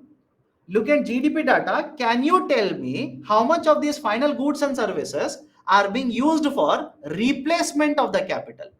How much of these final goods and services are being used for addition to the capital? You will not get that information. Is the logic okay? Everybody will understand this? That information GDP will never give you. But on the other side, what if I will give you a calculation? Don't worry about calculations. UPSC will never ask you this. What if I tell you, let's say out of $3 trillion, I'll just make a simple example. You understand this. Out of $3 trillion, let's say $1 trillion is worth of machines. Capital, by the way. $1 trillion is worth of machines. That is capital. In example 1, out of $1 trillion, let's say $0.9 trillion is for replacing capital. It is for replacing capital. Can I also say it means under example 1, only $0.1 trillion will be the new capital added to the economy? Any problem with this? In example 1, only $0.1 trillion is a new capital that's getting added to the economy. Example 2, example 2, 0.3 trillion is replacing old capital. That is depreciation. 0.3 trillion is replacing old capital. $0.7 trillion is addition to the new capital. Now, based on this data, is it okay if I say example 2 is a better situation for India compared to example 1? Let me know. Based on this, can I say example 2 is a better situation compared to example 1? Which also means, please make observations now. Can I say if the depreciation is lower? I repeat, if the depreciation is lower, it means more and more part of the GDP is getting added to the existing capital. Let me know. I'll repeat it again. Which means if the depreciation is lower, what is the depreciation in example 1? Understand all these concepts carefully. Books will not discuss all of it. They will simply tell you the formula and finish it. But you understand what is the concept. How much is the depreciation in example 1? $0.9 trillion. How much is a depreciation in example 2? $0.3 trillion, which means more of the capital gets added in example 2 compared to example 1, right? So I hope you understand the logic behind it. Now, what is the importance of all of it? What is the importance of all of it? Look at the formula. Please look at the formula. NDP, I'll go to the definition later. Please don't worry. NDP is equal to GDP minus depreciation. Can I say, please look at the statement. Listen to the statement carefully. I'll ask you a question. Can I say, if the gap between NDP and GDP, if the gap between NDP and GDP becomes narrow, it simply means more capital is getting added to the economy, right, compared to earlier situation. I'll repeat the statement again. I'll repeat the statement. If the gap between NDP and GDP becomes narrow, it simply means whatever is the capital produced, only small part of the capital is used for replacing existing capital. Lot of capital is addition to the existing capital. And if the gap becomes very wide, which means, right, what is the implication? Most of the GDP is being used for replacing existing capital. All of you okay? If the gap becomes very wide, gap means a difference. I hope you understand. Gap means simply difference. If the gap becomes very, very wide, it means whatever is the GDP produced in the country, most of it is used for replacement of the capital. Replacement, not addition, replacement. Is it good for India? No, that is not good for India. So does it make sense to you? This is how UPSC will test your knowledge. This is how UPSC will test your concepts. Simply don't buy heart everything, right? For example, books will give you this. What the books will say? NDP is calculated by subtracting depreciation from GDP. That is, whatever is the market price of final goods and services. From that, if you subtract depreciation, you will get net domestic product. But what is the importance of NDP? You tell me, what is the importance of NDP? Don't you think compared to GDP, NDP is a better indicator? Much better quality indicator. It will give you a lot of information regarding how much is the capital being used for addition, how much is the capital being used for replacement, etc., etc. So that is the reason NDP is a better indicator compared to GDP. Can I go forward now? Can I go forward? Depreciation is nothing but expenditure incurred by the companies for replacing consumed fixed capital. Right? Yesterday we have discussed the concept of what is a fixed capital, why it is called as a fixed capital, etc., etc. We have discussed yesterday. Okay, so that is the logic behind the concept of net domestic product. Okay, I've given a calculation also. Please go through the calculation. Company A, let's say, has produced a machine which is purchased by company B. Company A has produced 1,000 rupee, right, worth goods. It has sold it to company B. Company B will produce 2,000 rupees worth of goods. So GDP will be 3,000. 1,000 plus 2,000, 3,000. But NDP, net domestic product, will be 3,000 minus 1,000 rupee, because this machine has been purchased by company B to replace existing machine. That is the reason, right? Depreciation will be 1,000 rupee, NDP will be 2,000. Okay, this is how the calculation is done. So one is the concept of GDP. Second one is the concept of GNP. Third one is the concept of NDP, net domestic product. Okay, done. Right. So before I take a break, if there are any issues, any concerns regarding what we have discussed so far, please do let me know. I'll address the questions, then we can take a break. If an Indian works in USA for more than 12 months, will his goods and services be counted in GNP? No. Generally, the argument is if it is more than 12 months, we will not consider that person as a resident of India. Will not count it. The gap concept is not understood. If, let's say, you will produce one good, final good in India, that will be GDP. If that is used for replacement of existing machine, that is depreciation. That is depreciation, right? So whatever is GDP, whatever is your GDP, equal to depreciation. I hope you understand. Whatever is a GDP number, that is equal to depreciation, which means whatever is the value of goods and services, all of it is not going to add to the capital, it is going to replace capital. That's the reason I said narrower the gap. Narrower the gap. Narrow the gap means the difference, if it is very small, it means more and more capital is getting added to the economy rather than replacing existing machines. Okay.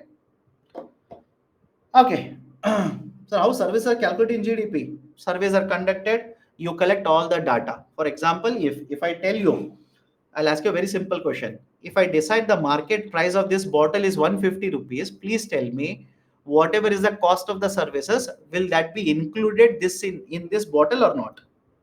Let me know. If I decide the market price of the bottle is 150 rupees, whatever is the cost of transportation, will that not be counted in the market price? Of course, yes. Okay. How companies inform NSO that they are buying for replacement or add-on? My dear, companies will have to submit annual data to government. I hope you know this. All this data is published by the companies, is given to the government. They will have to give data to the government as to how much is their expenditure, how much is their depreciation, how much is their income, how much is their profit, etc., etc. They will have to submit all of this data to the government. Okay. Okay. Company A and company B are in the same nation, then how NDP will be given like this in last slide? My dear, if company B will purchase the product, that is machine, to replace existing machine. I repeat, if company B will purchase the machine to replace existing machine, that is depreciation. How do you calculate NDP? The total GDP value minus depreciation. That is how you calculate. Okay.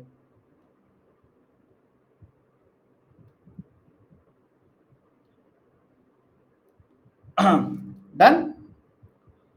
GDP value is equal to depreciation value? No, not necessarily. Okay. Okay, let's take a break then. Let's take a break. Okay. We'll restart the discussion at 7:15. We'll restart the discussion at 7:15. Okay.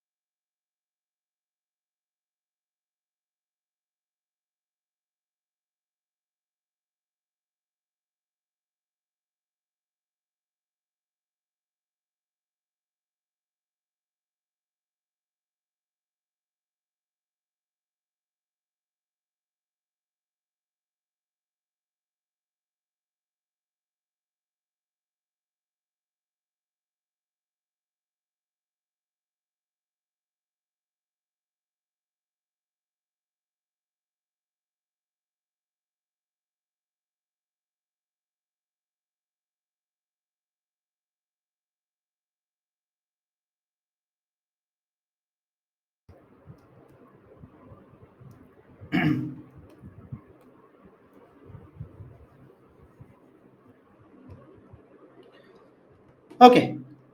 Good evening, everyone. Welcome back. Am I audible? Please do let me know. Am I audible? So that we can restart the discussion.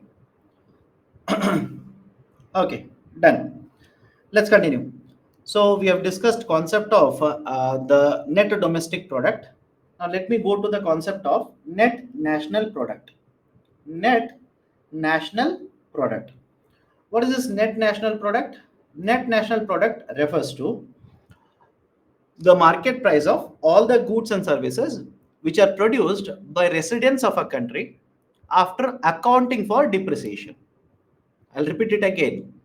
The net national product simply means what is the market price of all the goods and services which are produced by the nationals of a country after accounting for depreciation. That is basically called as net national product. Everybody is okay with the basic definition, which means, right? I hope remember we have discussed the concept of GNP, gross national product. The question is very simple.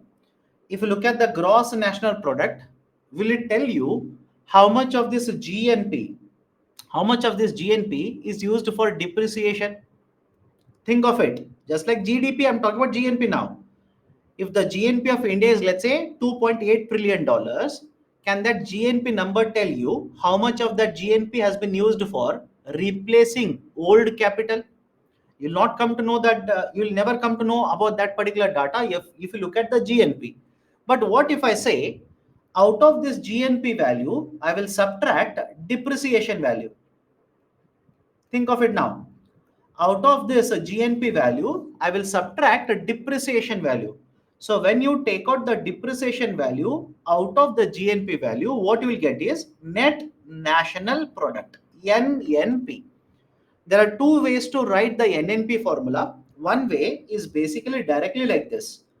You will write GNP, you will write GNP minus depreciation. You will write this as net national product.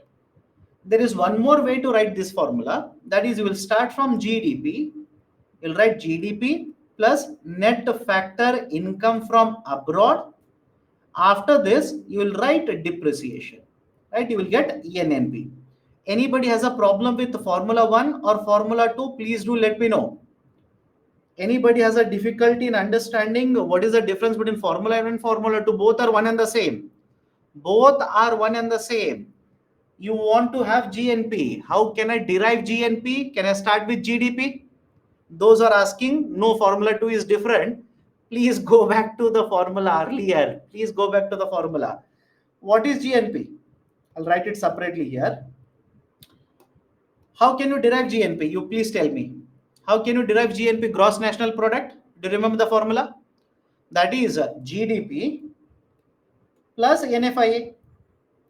Anybody has a problem with Formula 1 here? Anybody has a problem with Formula 1? No. Okay. Now, how do I derive NNP? How do I derive net national product? I will have gross national product.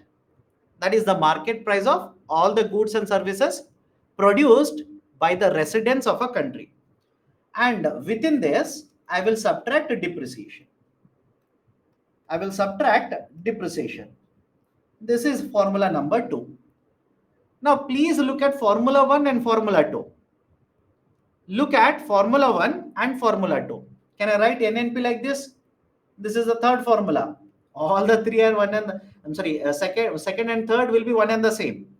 That is GDP plus NFIA minus depreciation.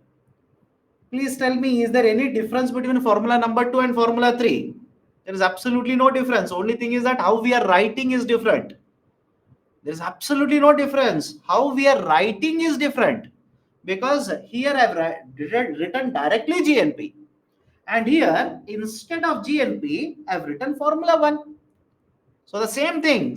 You can write NNP in Formula 2 or as per Formula 2, or you can write NNP as per formula 3. Both are one and the same. What you will get ultimately? What you will get?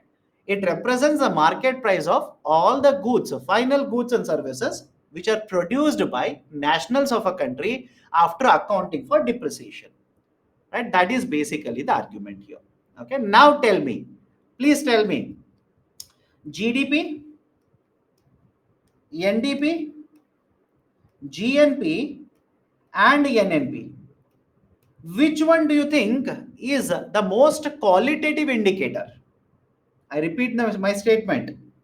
I have written all the four: GDP, right? NDP, NNP, and GNP. Which one do you think is the most qualitative? Qualitative. I'm not saying famous. I'm saying quality indicator. It will be NNP. It will be NNP. NNP is the most qualitative indicator. Why? When you talk about NNP, you are considering the final goods and services which are produced by residents only. Correct? You are considering produced by residents only. That's the first point. Second point, you are also considering how much is the depreciation value. That is, out of the total production done by the residents, how much is used for addition to the capital, how much is used for replacing existing capital. Right? That is the reason, can I say, NNP is a better indicator between all the four. Any problem here? NNP is a better indicator between all the four. I'll tell you why do we not use NNP, why do we run behind GDP. I'll explain that also. Have patience. I'll explain that also. But don't you think because of who is producing it, because we are accounting for depreciation, which will tell you how much is addition to the capital, how much is replacement of the capital, NNP is a better indicator between all the four. But let me ask you one more important point. Let me ask you one more important point here. When you talk about NNP, we can get NNP at factor cost also. We can get NNP at market price also. Based on this discussion that we have had so far, I repeat, based on the discussion we have had so far, can I say NNP at factor cost will be a better indicator compared to NNP at market cost? Think of it. Please think of it very carefully. I repeat it. Right? NNP at factor cost will be a better indicator, much better quality indicator compared to NNP at market price. Many of you ask me how, why, etc. Let me explain it. Understand this? Let me explain it. Can I say you derive market price by considering indirect taxes? Correct? You will add NNP at factor cost plus indirect taxes, and you will subtract the subsidies to reach market prices. Now please think of it. You are talking about production done by residents of a country. And when you talk about production done by the residents of a country, if you look at market price, can the value increase with increase in taxes? Correct or not? Think of it. Please think. I'm not talking anything new. What we have discussed earlier, I'm using that. Can NNP at market price increase because the taxes imposed by the government is also increasing? But does that tell you that value of production done by the residents is increasing? Does it mean incomes earned by the people is increasing? No, it simply means the taxes imposed by the government is increasing. That is the reason. What if I look at NNP at factor cost rather than market prices? What if I look at factor cost? Don't you think that will give me a better quality information compared to NNP at market prices? At least now all of you are okay with this? Please tell me. At least now all of you are okay with this? Okay, repeat. I'll repeat it. Listen to me very carefully. How do I arrive at market price?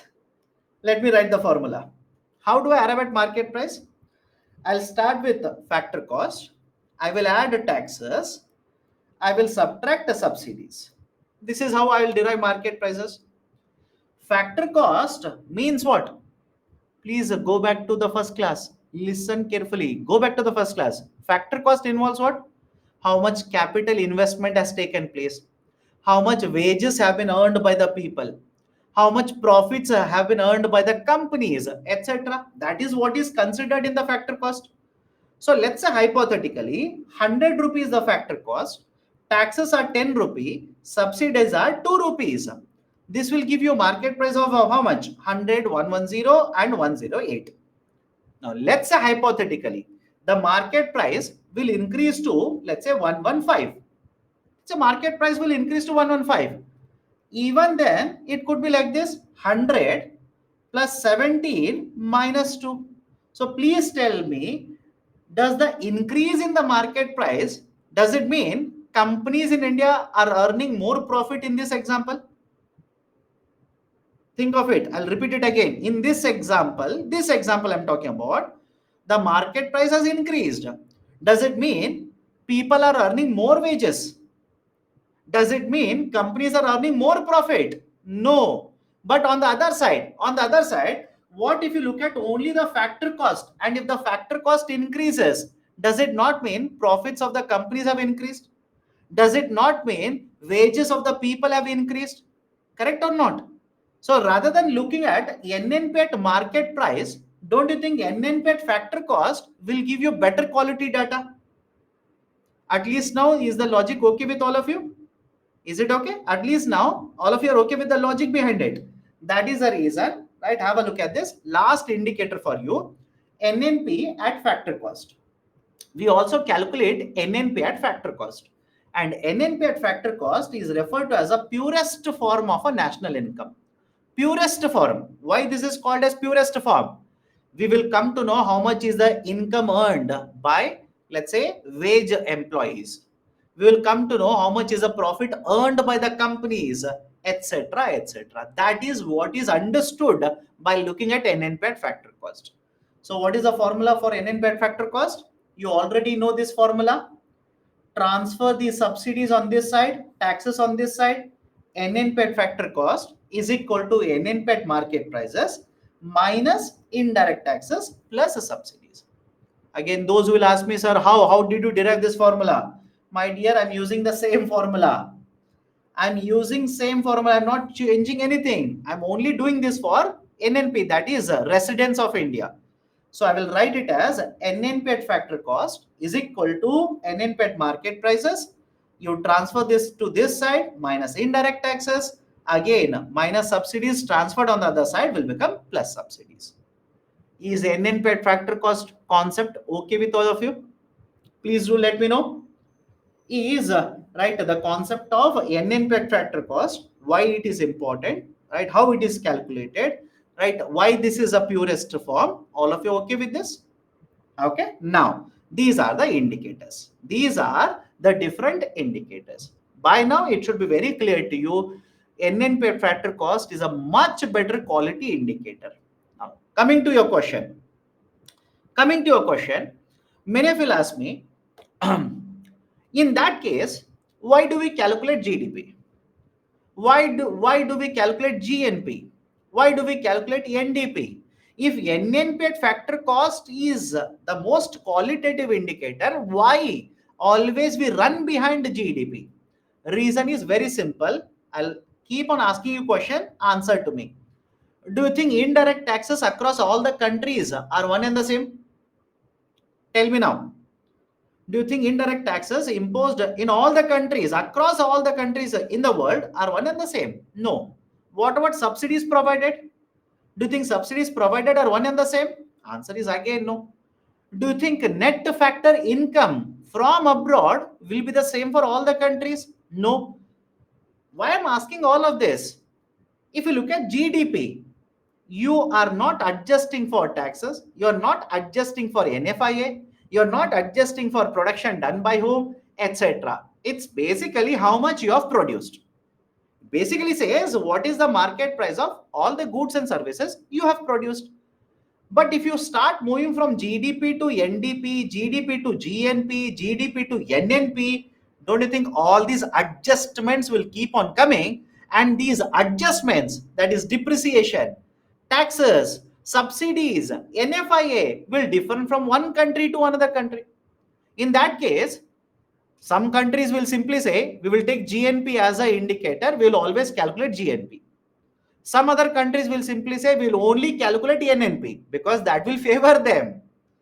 India might simply say, we will not use GDP because NFI is very high. I'm sorry, we will not calculate GNP because NFI is very high. We'll stick to only GDP. So don't you think there will not be any kind of uniformity across the global countries? That's a reason. That's a reason.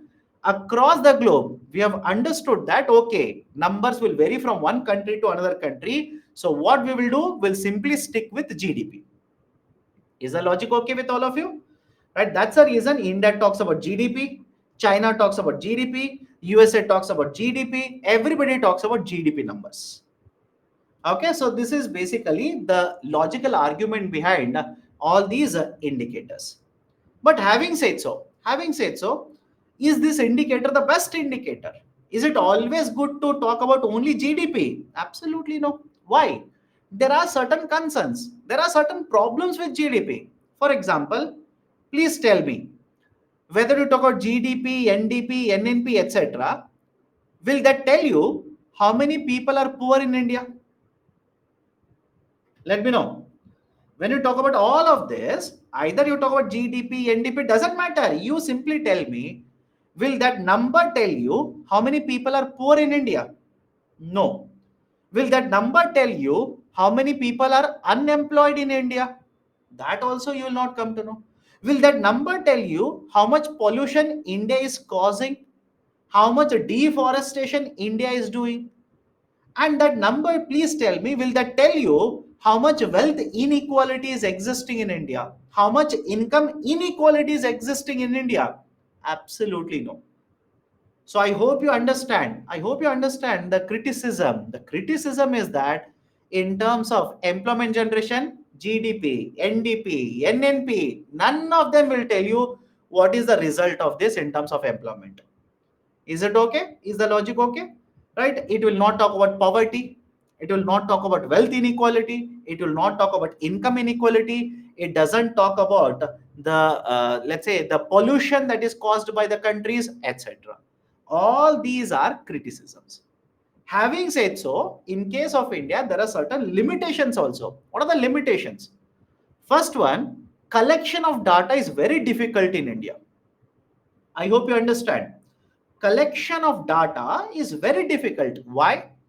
Lot of goods and services are produced, but these producers or sellers are not registered. Sir, what do you mean by that? Let me tell you a very simple example. After the class is over, imagine you will go outside to have a cup of tea on the roadside. Please tell me, the seller who is a roadside seller, do you think the person who is selling the tea or let's say snacks or let's say parathas, etc., do you think all of them are registered? Let me know. Do you think all of them are registered?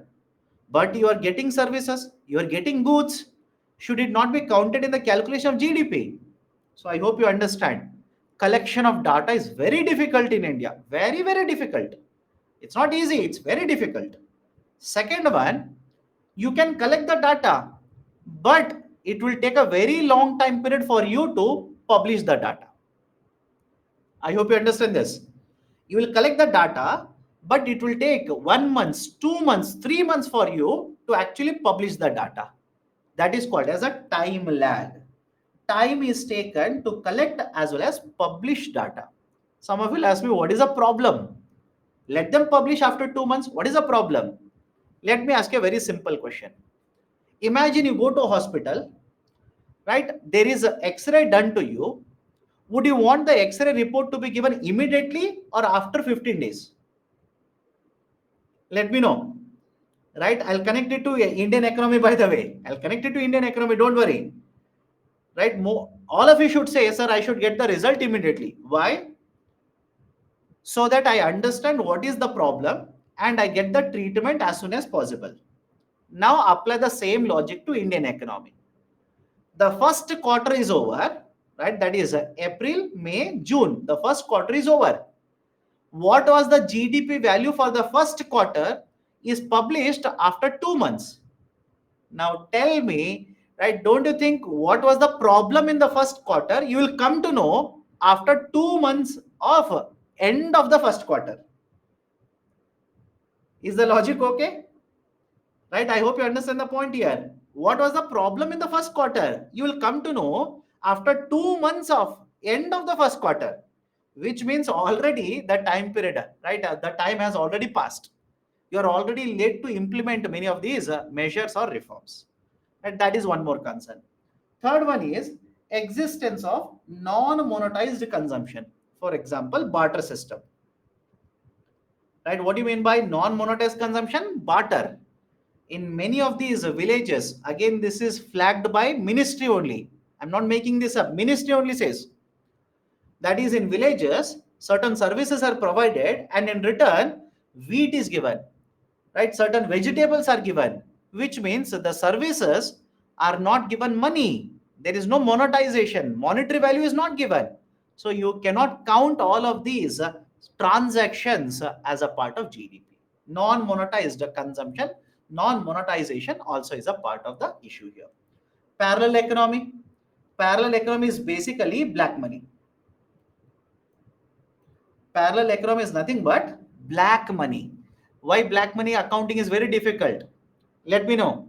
You want to calculate GDP using income method. I'll repeat it. You want to calculate GDP using income method. If a lot of people are earning black money, will you be able to come to know how much is the total factor incomes in India? Think of it. You want to calculate GDP using income method, which means you need to get all the incomes data, how much income everybody has earned. But what if I say, lot of people are earning black money, and let's say hypothetically, the government official will come to your house and ask you how much is your total income in the last one quarter. Tell me how many of you will answer this question honestly. How many of you will simply say you will bring all the data and give honest data to the government officials? Many people will not do that. I'm not saying right you will not do it. I'm saying many people will not do it. Okay, so parallel economy or black money is also not accounted whenever you calculate for GDP. It doesn't consider development, impact on the environment, etc. All these are certain limitations or issues associated with GDP calculation or national income calculations. Is it okay? Can we go forward now? Any problem? Can we go forward? So first point is basically, again, listen very carefully. Listen. If everybody says first point, second point, third point, fourth point individually, it means repeat everything that you have discussed so far. Right? So listen when I'm discussing carefully. The first point is lot of the economy, lot of service providers in the economy are not registered. Hence, it is very difficult to collect the data as to how much total production of goods and services has taken place in the economy. Availability of data is difficult. There is parallel economy. Parallel economy means black money. The black money will vary. The black money is generated in India, but it is very difficult to count how much is the total black money, because black money is nothing but income that you have generated. It is nothing but the income. So if you want to calculate GDP, you need to come to know how much is the total income generated by all the workers. But the part of the income that you have generated, you do not report it to government. That becomes black money, right? So that is also very difficult to account whenever you talk about a GDP calculation. Okay, done, right? So next concept of per capita income. Per capita income, PCI, per capita income. What do you mean by per capita income? Per capita income simply is nothing but the average income or the earning per person. I repeat, per capita income, it is the average income or earning per person. For example, very recently Government of India has announced the data which says per capita income in India is 1.72 lakh rupees. Of course, it is per year. Don't ask me, sir, per month, per day, etc. etc. So, per capita income in India is 1.72 lakh rupees. How do we calculate it? We simply take the total national income and divide it by population. How many people are there in the denominator and how much is the total national income of a country. For example, let me show you a table here. Please have a look at it. Let me show a table here. Do not by heart the table. Simple waste of your time. Please do not by heart the table. This is how the data is published by the National Statistical Office every quarter. Every quarter, a very long document, around 8 to 9 pages document, is published by the NSO. In that document, they basically calculate how much is the GDP, how much is the GNP, right? How much is the NNP, how much is per capita income, etc., etc.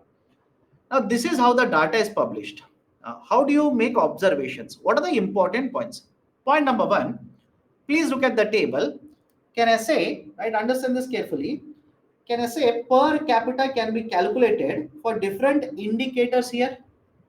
Do not by heart any number from this table. You are simply wasting your time. Please do not by heart any numbers.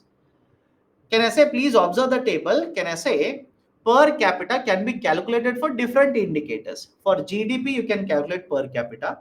GNP also, yes. NNP also, yes. For different indicators, per capita is calculated.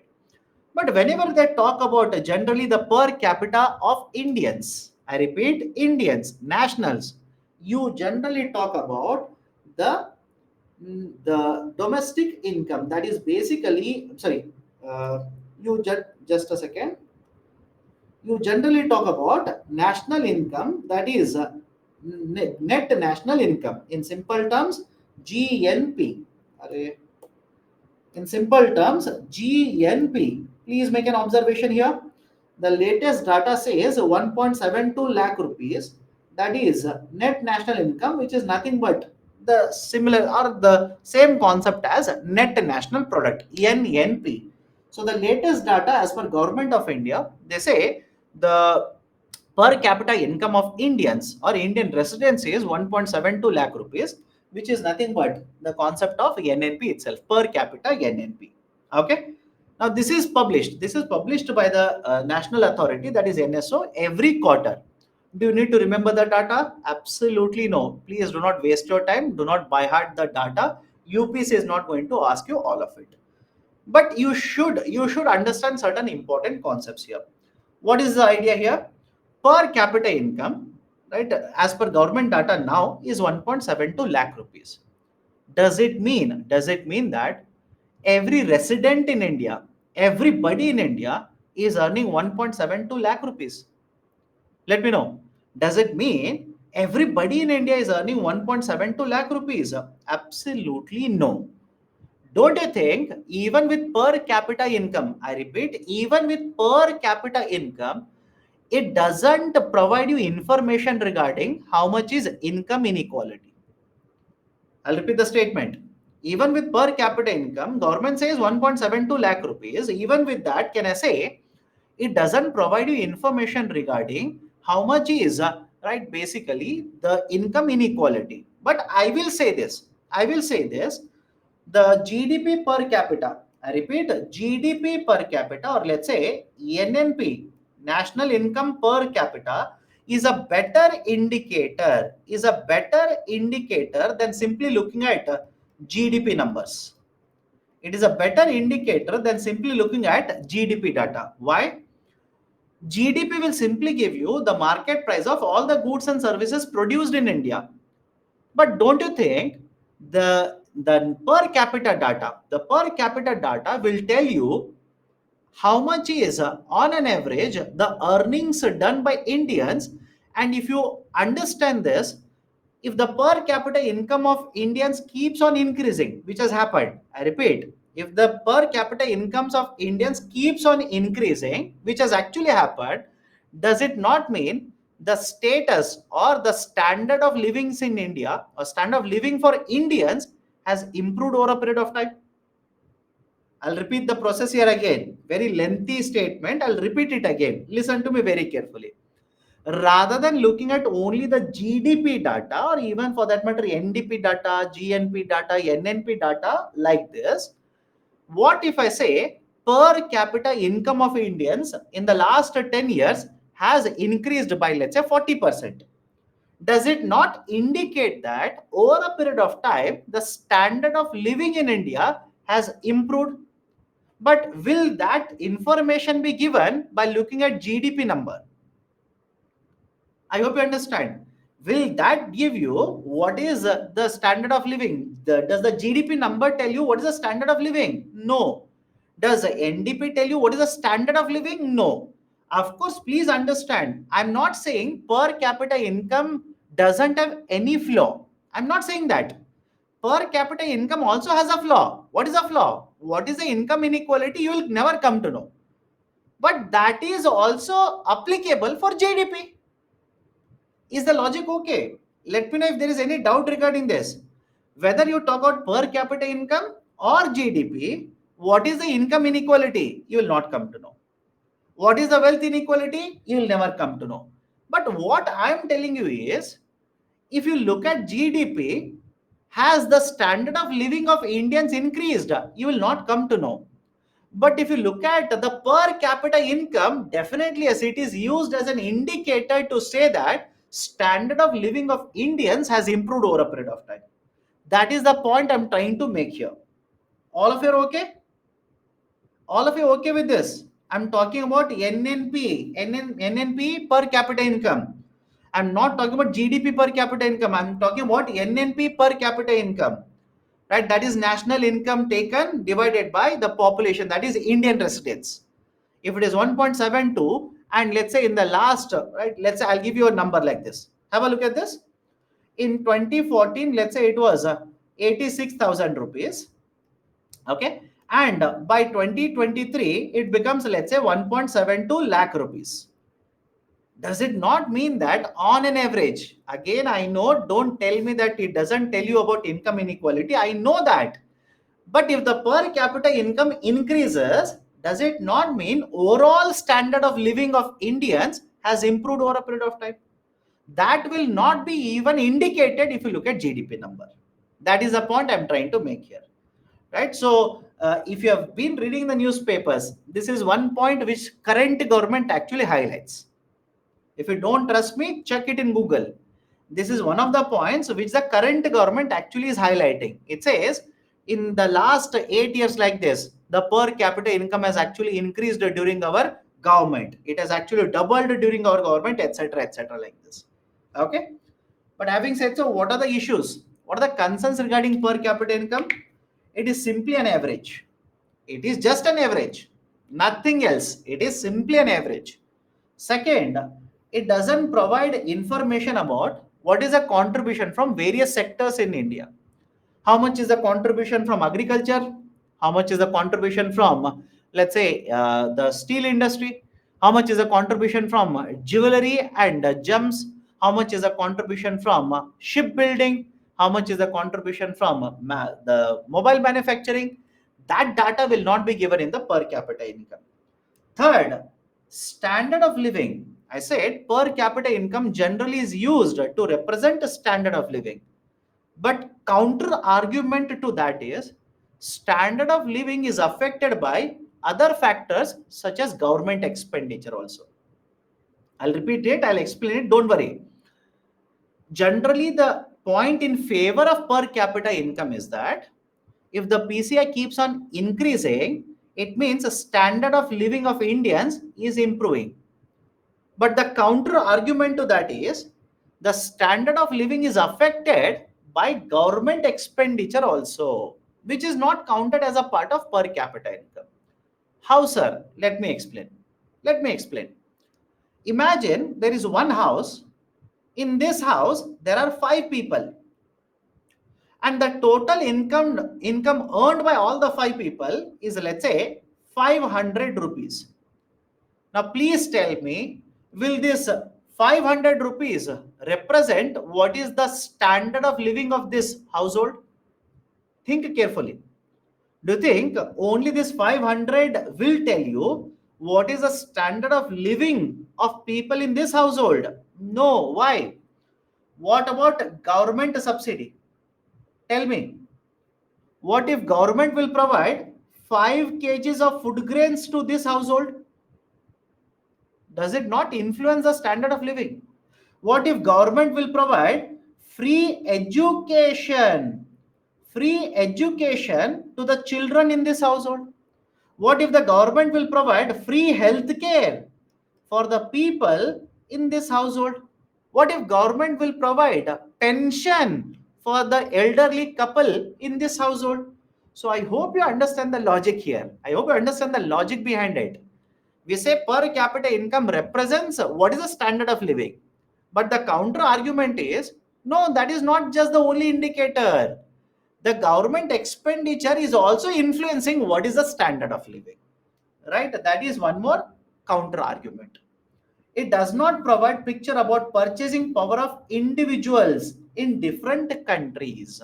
Right? There is this concept of purchasing power parity. I say India's per capita income is 1.72 lakh rupees. Now tell me, can you simply make a comparison of this with USA and find out whether India, right, per capita income is better or USA's per capita income is better? Think of it. Can you take this only 1.72 lakh rupees and find out whether India's per capita income is better or Britain's per capita income is better? No, you cannot do that. Many of you will say, yes, sir, we can do that. My dear, no, you can't do that. Why? I'll just give you one point here. We'll further discuss this when I take up exchange rate. There's a concept of exchange rate and international trade. We'll discuss this again there. But just think of it. Do you think the price of this marker is the same in India as in USA? Think of it. Very simple question, by the way. Because standard of living, right, also means how much goods and services you are purchasing. Do you think the marker price in India is the same as in USA? Of course, no. The prices in different countries for different products will be different. But are you accounting for all of it when you talk about only per capita income? I hope you understand. You're not taking all of that into consideration when you talk only about per capita income. So can you find out whether only 1.72 lakh rupee data will only that data? Does it mean India's per capita income is better than USA's per capita income? No. There is a concept called as purchasing power parity. Is it okay? There is a concept of purchasing power parity. We will discuss about this later. Don't worry, we'll cover this also. Right? Many of you will simply say, sir, you will say you will discuss later, but you'll skip it. You can remember, you can make a note and tell me if I've skipped it. I will not skip it. You can tell me if I skipped it. Okay? Done? Right? So these are certain concerns regarding the concept of per capita income. Shall we go forward now? Shall we go forward? Sir, in per capita income per person means newly born babies. Yes, the India's population or whatever is the population of residents of India, all of it will be counted. Okay. Next, I'll discuss two very important current affairs concepts. Two very important current affairs concepts. Listen very carefully. Both are very important. One is the concept of virtuous and vicious cycle. Second one is the concept of pro-cyclical and counter-cyclical growth. What is this virtuous and vicious cycle of a growth? Let me start with the definition.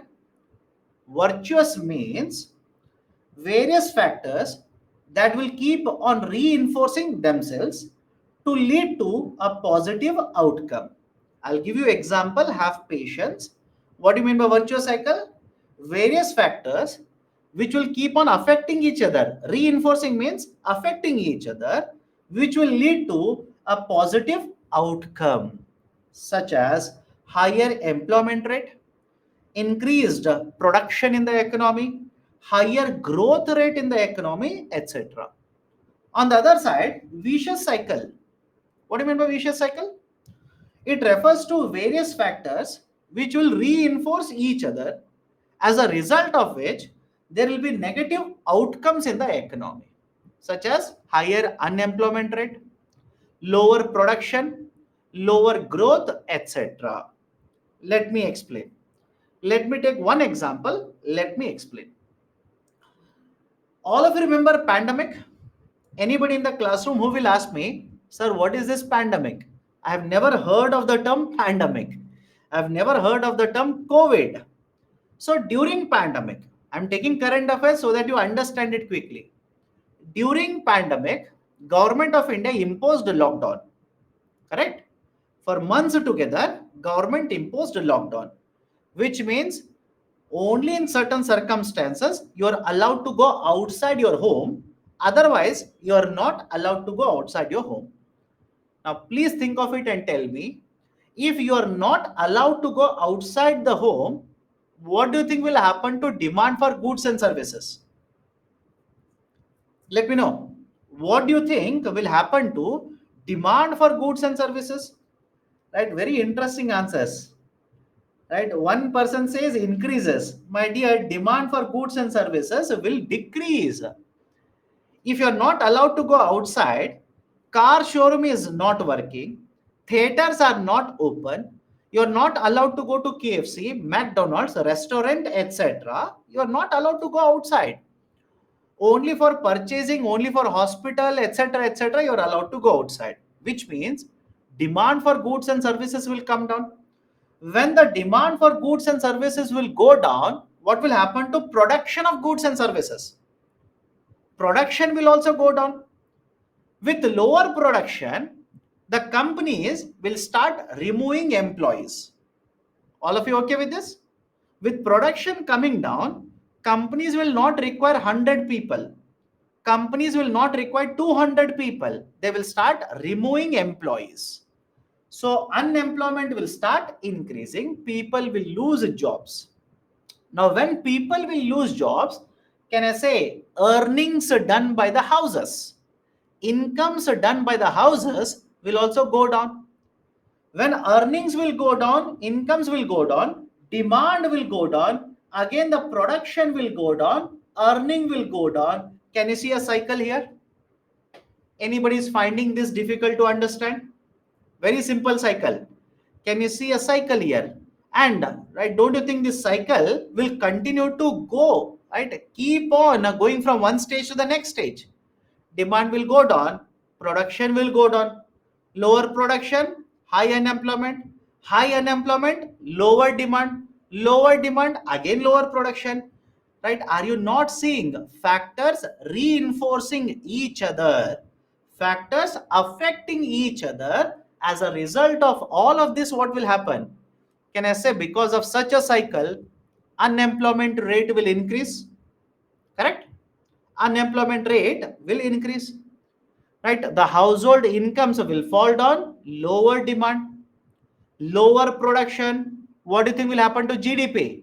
GDP will also start going down. Any problem with the concept of vicious cycle? Let me know. Any problem with the concept of vicious cycle? Can we go forward now? Can we go forward? Now, next point, right? I'll explain this concept here only. Please understand this very carefully. Whenever such situation is existing, where GDP is going down, unemployment is going up, etc., it is the duty of the government to invest money. Always remember this, right? Always remember this. Whenever such a situation is happening in the economy, it is the duty of the government to invest money, to spend more money, so that the demand in the market will start increasing. Why? Many of you ask me, why, sir? Why is it the burden on the government? When the demand is very low, please think and let me know. Do you think private sector will invest more money? Let me know. Aditya, please refresh. Please refresh. Right? Aditya says class has stopped. My dear, class has not stopped. It is working very fine. Right? There are two monitors in front of me. It is working very fine. Please refresh. Right? So I'll repeat the statement again. If the demand for the goods and services is very low, do you think private sector will invest and produce more goods? If you say yes, you're wrong. Don't enter into business. Don't enter into business. Some of you are saying private sector will invest more. No, my dear. Reason is very simple. Private sector wants profit. They will be able to earn more profit when the demand is there. In this case, a demand is very low. So why will they invest money? What about houses? Do you remember the concept of capital formation? Do you remember the concept of capital formation? Houses will save money, right? They will keep it in the bank, etc., etc. Do you think houses have more savings to keep in the bank now? During pandemic, look at it. People are losing jobs, right? People are having lower earnings. Their salary is cut. There is no salary. So don't you think in that situation also, houses are not concerned about keeping fixed deposit in a bank? Houses are not worried about capital formation. Houses are worried whether I will have sufficient money tomorrow, whether I will have sufficient money to take care of my children's food, etc. That is their concern. So whose duty is it now? Who should take care of this particular issue? Don't you think it is the duty of the government? All of you are okay with this particular point? It is the duty of the government to ensure this cycle will not continue to happen. That is the precise reason there is one more concept called as a virtuous cycle. Virtuous cycle. Let's say government will start spending more money. Government will spend more. Now tell me, when the government will spend more, again, I'm just giving you one example. Even when private sector will spend money, you can expect virtuous cycle. I'm saying during pandemic, during a situation where private sector is not investing, it is the duty of the government to spend more money. Sir, how government will spend? Let's say government will announce a lot of infrastructure projects. Government will announce a lot of subsidies for people. Now think of it. If government will spend money on infrastructure, let's say construction of airport, construction of road, construction of right, let's say let's say manufacturing facilities, etc. Don't you think when government will start spending more money, demand for raw materials will increase? All of you will agree with me? Demand for raw materials such as cement, steel, it will start increasing. What about labor demand? If government will invest lot of money to construct road, port, airport, etc., what about demand for labor? Demand for labor will also start increasing. So have a look at this. Demand for labor will increase. Demand for raw materials will start increasing. Now what will the cement companies do? What will the steel companies do? They will start producing more. And when they start producing more, they will also hire more people.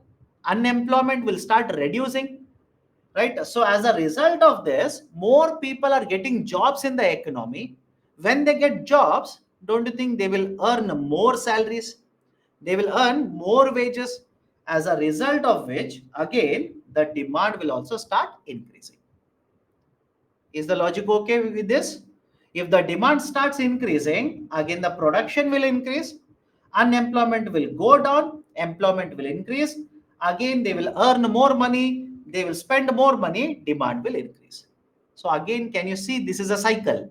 This is a continuous cycle, right? One is having an influence over the next factor, as a result of which, can I say, demand will increase, supply will increase, employment will increase, GDP will also increase. All of you okay with this? All of these are beneficial for Indian economy. Such a cycle is called as virtuous cycle. Such a cycle is referred to as virtuous cycle. Right? So virtuous cycle, vicious cycle. Very recently we have experienced vicious cycle. Now we have started experiencing virtuous cycle, where you will see government is spending lot of money, private sector is also spending lot of money. They are investing lot of money. And we are expecting all of this to happen because of such investments in the Indian economy. But having said so, let me go to the next point as well. Having said so, is it always good to have virtuous cycle? This is very important. I'll repeat the statement. Having said so, is it always good to have virtuous cycle? Because employment increases, supply is increasing, demand is increasing. Is it always good? No. right? Having uncontrolled growth in the economy is not good. I'll repeat the statement. Having very high growth rates in the economy is not good. Why? There is a concern of inflation. There is a concern of inflation. Now, many of you ask me, what do you mean by inflation? Inflation simply means price level for group or the basket of commodities will start increasing. I'll repeat the statement here. What is inflation? Inflation simply means price levels. That is, for a group of commodities, you are paying more money. That is called as inflation. For example, have you come across inflation in Pakistan in recent times? Let me know. Have you come across inflation in India in recent times? Inflation in Turkey, which is Turkey now, right? In recent times. Inflation in Sri Lanka in recent times. Europe, right? USA in recent times. What is inflation? For basket means group. For a basket of commodities, you will have to pay more money now. That is called as inflation. Is it okay? That is called as inflation. So what is the problem here? If the economy keeps on growing like this, right, high GDP, high employment, etc., don't you think you will reach a position wherein supply you cannot further increase, or supply will increase but at a very slow pace, but the demand for the goods and services will increase at a very fast pace? Is it okay? I'll repeat the statement again here. Whenever such situation is happening, that is continuously virtuous cycle is taking place, continuously higher GDP, etc., etc., don't you think you will reach a position wherein the demand for the goods and services is very high, we are not able to match it in terms of supply? As a result of this, what do you think will happen to price levels? Automatically price levels will start increasing. If I have to give you a very simple example, don't you think the same thing happened? That was one of the reason for tomato prices. Is it okay? Right? Onion prices. What about pulse prices? Right now, jeera prices. Have you seen what is the jeera price recently? Check it out. Jeera prices have increased. What about turmeric prices? Right? What about turmeric prices? Even that has increased. So I hope you understand the logic here. When there is a higher growth, there is always a danger that inflation will take place. And that is also the situation where government should step in. Government should not allow this to continue. Government should step in. How? I'll explain it now. So all of you are okay with whatever I've discussed in the context of vicious cycle and virtuous cycle? Because I'm going to the next concept, current affairs. Many of you are asking, sir, in which book it is given, in which page it is given? Books have not discussed these current affairs concepts. That's the reason I'm saying listen very carefully. Books have not discussed it. Why? These are there in the current affairs very, very recently. That too in the context of India. Okay. Please repeat vicious cycle government part. When there's a vicious cycle like this, demand is less, unemployment rate is very high, private sector investment is also very low. Logic is that when demand is very low, private sector will not invest money. I hope you understand, right? If you want to understand why they will do that, imagine you have a company. You have a company. You have a potential to manufacture 100 bottles, but the demand in the market is for only 20 bottles. You tell me, will you produce 100 bottles? Try to sell 100 bottles in the market when demand is only 20. You will incur losses then. You will simply incur losses. That is the reason you will reduce your production, reduce the employment, remove people, try to control your cost of production. Okay, done. Let me go to the next one. How law of supply is connected to vicious cycle? What connection you want to establish? You tell me. What connection you want to establish between vicious cycle and law of supply? What is it you are looking at? Okay, done. Don't worry about inflation. Right? There's one student who says, explain inflation in detail. My dear, next chapter is inflation. That I'll take it on Monday, not tomorrow. Next class, that is Monday. Tomorrow is Saturday. You don't have weekday classes. And by the way, because I'm talking about Saturday, a very important announcement. As announced today for yesterday, tomorrow morning you have a polity Q&A session, question and answer, doubt resolution session. Please join it. Please join it. Tomorrow you have a doubt resolution session for polity subject. And second, a feedback form has been sent to you for polity subject. Please fill it. Please provide your honest feedback and submit that particular feedback form. Now let me start next concept, business or economic cycle to understand pro and counter cyclical policies. Point number one, please tell me, in the last 2 days, have you come across have you come across the term business cycle or economic cycle in any of the slides that I've given? Let me see. In the last 2 days, have you come across the term business cycle in any of the slides that I've given to you? Answer is yes, by the way. If you say no, then I will understand you are not revising. I'll tell you the context. Where? Capitalism. Please go to the slide on capitalism. In capitalism, second slide, issues with capitalism, demerits of capitalism. I've written business cycle, right? One of the problems with capitalism is there is a business cycle in such economy. Now, question is, what is business cycle? The economy will never keep on growing at the same pace or in a similar way. That is, talk about Indian economy. Do you think Indian economy will always keep on expanding? Expanding in the sense, I'm talking about GDP here. Very simple, I'm talking about GDP. GDP will not keep on increasing, right, till the eternity like this. For 2 years, for 3 years, or maybe let's say for 5 years, GDP might increase. But there will come a point of time, because of external factors or because of internal factors, GDP will not increase further. GDP might start falling down. Is it okay?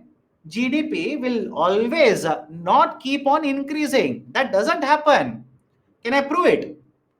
What do you think happened to India's GDP during pandemic? Please tell me. What do you think happened to India's GDP during pandemic? India's GDP took a hit. The GDP number fell down. It decreased during pandemic. So I hope you understand. And some of you will simply say, but sir, only pandemic. Before that, has it happened? Of course, yes. During 2008, in year 2008, there was a crisis. There was a crisis which is called as a global financial crisis. It started in USA, affected the global market, including India. At that point of time also, India's GDP took a hit. So I hope you understand the argument here. GDP will always not keep on increasing. It is a cycle, right? That is, you remember the sine wave? Just go back to your college. You remember the concept of sine wave. That is, it will keep on, right, going down, going up, going down, going up like this. So GDP will also behave like this. GDP numbers will keep on going down, going up, going down, going up. This is a basic logic of business cycle or economic cycle. Now there are 4 phases. Although technically there are 8, don't worry. Understand simple 4. GDP will experience a phase of very high growth, which is called as expansion. Expansion is a situation where GDP growth rate is higher. GDP will keep on increasing. For example, have a look at this. Let me know. Is it okay if I say GDP will increase from 100 to 110? 110 to, let's say, 130. Can I say GDP growth rate? I hope you understand the term growth rate. Growth rate means what? Here it has increased by 10%. Correct? Here, right, I'll just round off the number. Here it has increased, right? That is 20 upon 100. That will be how much? Around, let's say, 19%. Whatever the exact number is there, please don't worry. I'm sorry, 11%. Right? Let's say, just a second. That will be how much? 20 divided by 110. Cancel, cancel. 200. So 11 ones are 90. 11 eights are. So 18%. First number was correct, around 19%. Right? So around 18%. Again, don't worry about CSAT here. Please don't worry about CSAT. Okay. So have a look at this. GDP growth rate is higher. GDP is also expanding. Can I call this as a boom phase or expansion phase? All of you okay? I'll call this as a boom phase or expansionary phase. After that, there will be a slowdown phase, right? There will be a slowdown phase. Understand this very carefully. What do you mean by slowdown phase? From let's say 130, right? From here, from 130, what if the GDP increases to 140? From 140, GDP will increase to 145. Point number one. Please look at it very carefully. Point number one, is GDP increasing? Let me know. Is GDP increasing? Of course, yes. But what about the GDP growth rate? Some of you are saying GDP is not increasing. My dear, 130 rupees to 140. Has the GDP not expanded? Yes. But what about the GDP growth rate? GDP growth rate, can I say, is slowing down? Correct? GDP is increasing, no doubt, but GDP growth rate is actually slowing down. Right? Such a phase is called as slowdown phase. Slowdown phase. Then there is a recession. Then there is a term called as recession. What is recession? Whenever the growth rate, GDP growth rate is negative for 2 consecutive quarters. Please remember the technical definitions. Whenever the GDP growth rate is negative for 2 consecutive quarters. Do you understand the term consecutive? Consecutive means continuously. Consecutive means continuously. For example, let's say quarter 1, the GDP growth rate is -4%. Can this happen? Anybody has a problem? Again, those students whose CSAT is very weak, generally they find these numbers difficult to comprehend. My dear, can we have a GDP growth rate negative? I'll repeat the question. Can we have a negative GDP growth rate? Yes. Can we have a negative GDP? Think of it. Please think of it. Can we have a negative GDP? No. You cannot have negative GDP, but can you have a negative GDP growth rate? Of course, yes. And many of you ask me, how is that possible? Right? Let's say from 145 rupees, what if your GDP will fall down to 133 rupees? All of you are okay? So can I now say growth rate is negative? Growth rate is negative. GDP has not expanded. GDP has contracted. All of you are okay with this? GDP has not expanded. GDP has contracted.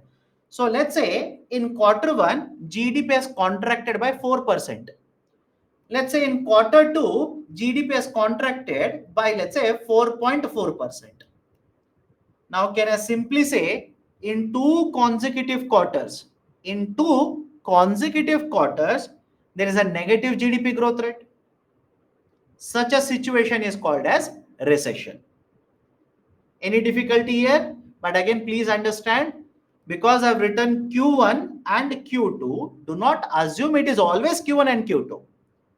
Let me see, what if in Q3 GDP growth rate is -1% and in Q4 GDP growth rate is minus 0.7%. Can I call this as recession?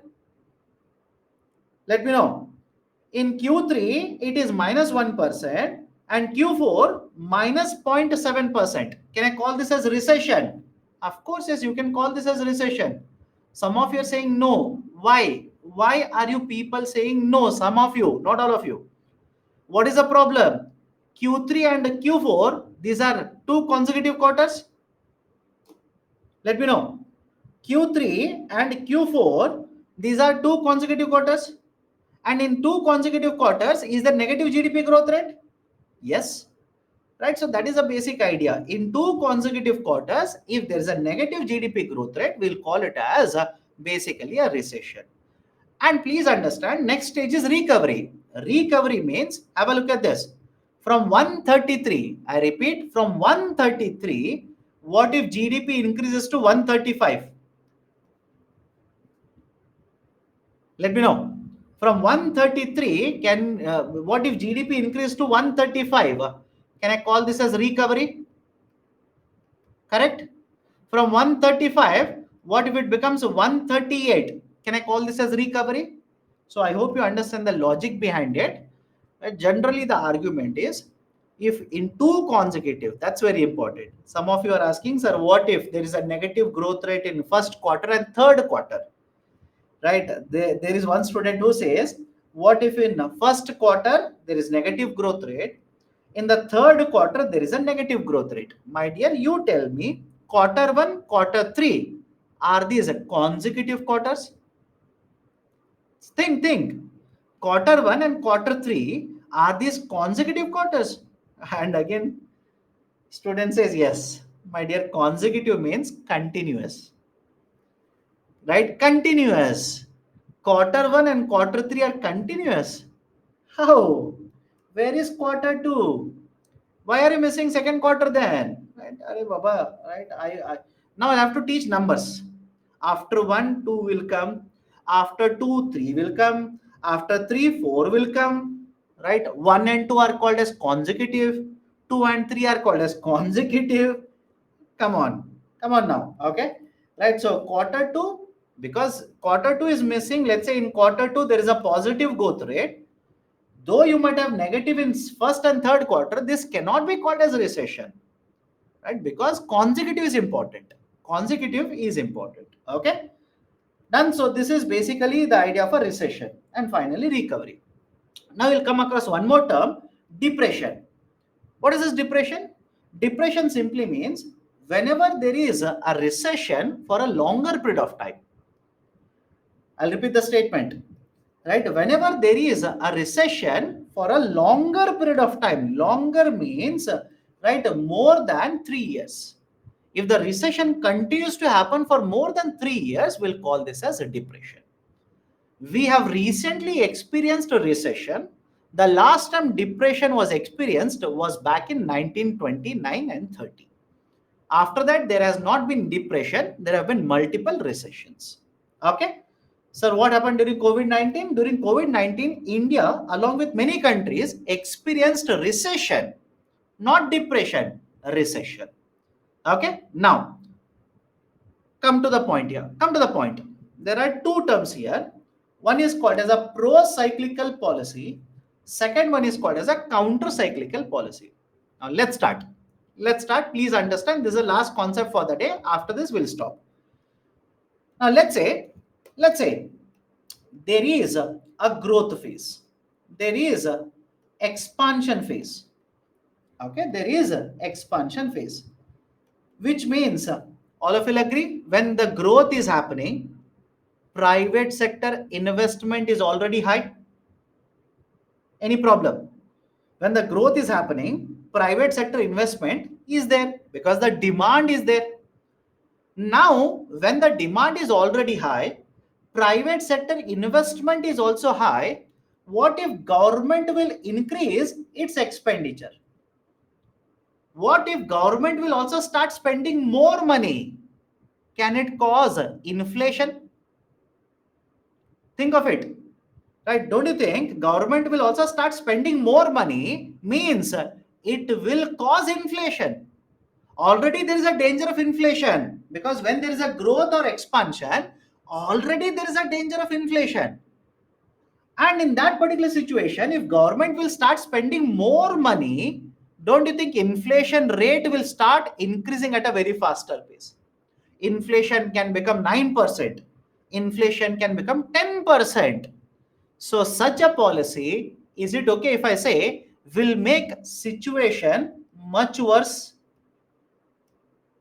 All of you are okay? Will make the situation much worse, or else I'll use a technical statement, will increase the intensity. It will increase the intensity of whatever is happening in the economy. Now, is it only this policy which will increase intensity? Not necessarily. What if I say government will reduce income taxes? Tell me now. Government will reduce income taxes. Just go back to the idea yesterday that we have discussed. What if your incomes are already high because growth is there, demand is already high, government will reduce income taxes. Don't you think if government in this situation will reduce income taxes, demand will further increase? All of you okay? Demand will further increase. That will become or that will cause more inflation in the economy. So can I now say, please think of it very carefully now. Can I now say, whenever there's a growth or expansion phase already in the economy, if government will increase its expenditure or reduce income taxes, it will make situation much worse. It will increase the intensity of whatever is happening in the economy. Such policy is called as pro-cyclical policy. Such policy is called as pro-cyclical policy. Pro-cyclical. Pro means what? You are supporting the cycle. You are increasing the intensity in the cycle. Such a policy is called as pro-cyclical policy. Is it okay? Is the logic okay? Right? On the contrary, let's say same growth or expansion, the phase is there. Government will increase the income tax rate. Tell me now. Government will increase income tax rate. Government will collect more income taxes from you. Don't you think if government will collect more income taxes from you, your disposable income will come down? And as a result of this, demand will go down. And what if government will reduce its expenditure? Government, rather than spending more money, government will reduce its expenditure. Don't you think as a result of this also, demand will come down in the economy? Now, is the logic okay if I say this can be used by the government to reduce the demand to control inflation? Such policies are called as counter-cyclical policies. Such policies are referred to as counter-cyclical. What is meaning of counter-cyclical? Your policies will not promote intensity. It will reduce intensity in the economy. Any problem here? It will reduce the intensity of whatever is happening in the economy. Right? Counter means opposite. Counter means against. Let me add one more set here. Let me add one more set. What if there is a recession? Second set now. What if there is a recession? During recession, do you think private sector investment is higher? No. Do you think demand is higher? No. Now, don't you think government, because the investment is lower, government should spend more money? Government should reduce the income tax rate. Why? What is the logic? Demand is lesser, government should increase the demand. Right? Can I say exactly opposite here? Against the cycle. All of you okay? During recession, government will reduce income tax rates. Government will spend more money. Can I say against the cycle? This policy will be against the cycle. Have a look at this. Right? During recession, counter cyclical means government's expenditure should increase. During recession, government tax rates should go down so that you will have more money to spend, more goods and services you will purchase, that will create demand, production will increase, right? Again, demand will increase. That is the role of the government. Against the cycle, if there is a recession, do not increase the intensity of recession. Can the government increase the intensity? Of course, yes. When recession is there, demand is very low. What if government will impose more income taxes, collect more money from you? Think of it. Right? So understand the logic. Recession is there, demand is already low. Government will impose more income taxes on you, collect more income taxes from you, which means demand further will go down. Is the logic okay? Demand will further fall down, and that will further lead to more recession in the economy. So that is a policy which is increasing the intensity of the cycle. Right? Such a policy is called as a same pro-cyclical policy.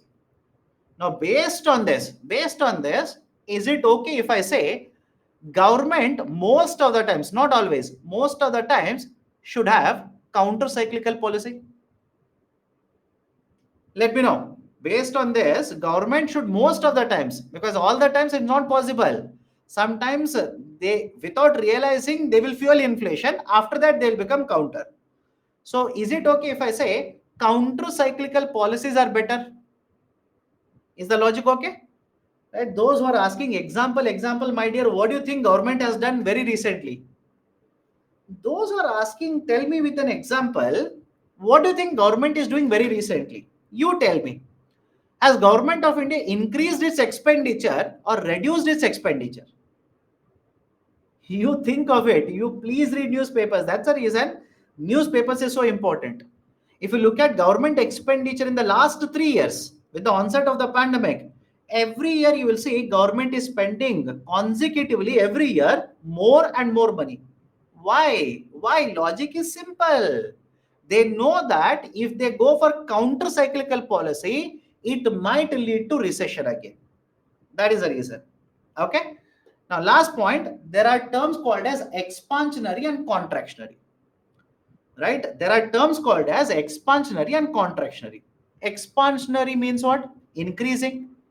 Contractionary means decreasing. What is this FP? FP stands for fiscal policy. FP stands for fiscal policy. What is a fiscal policy? Whenever you're talking about expenditure or taxation policies of the government, expenditure and taxation policies of the government, it is called as fiscal policy. All of you okay with this? Now you let me know. If I say expansionary fiscal policy means what? Money has to increase. All of you are okay? Expansionary means what? Money has to increase. How does government ensure money will increase?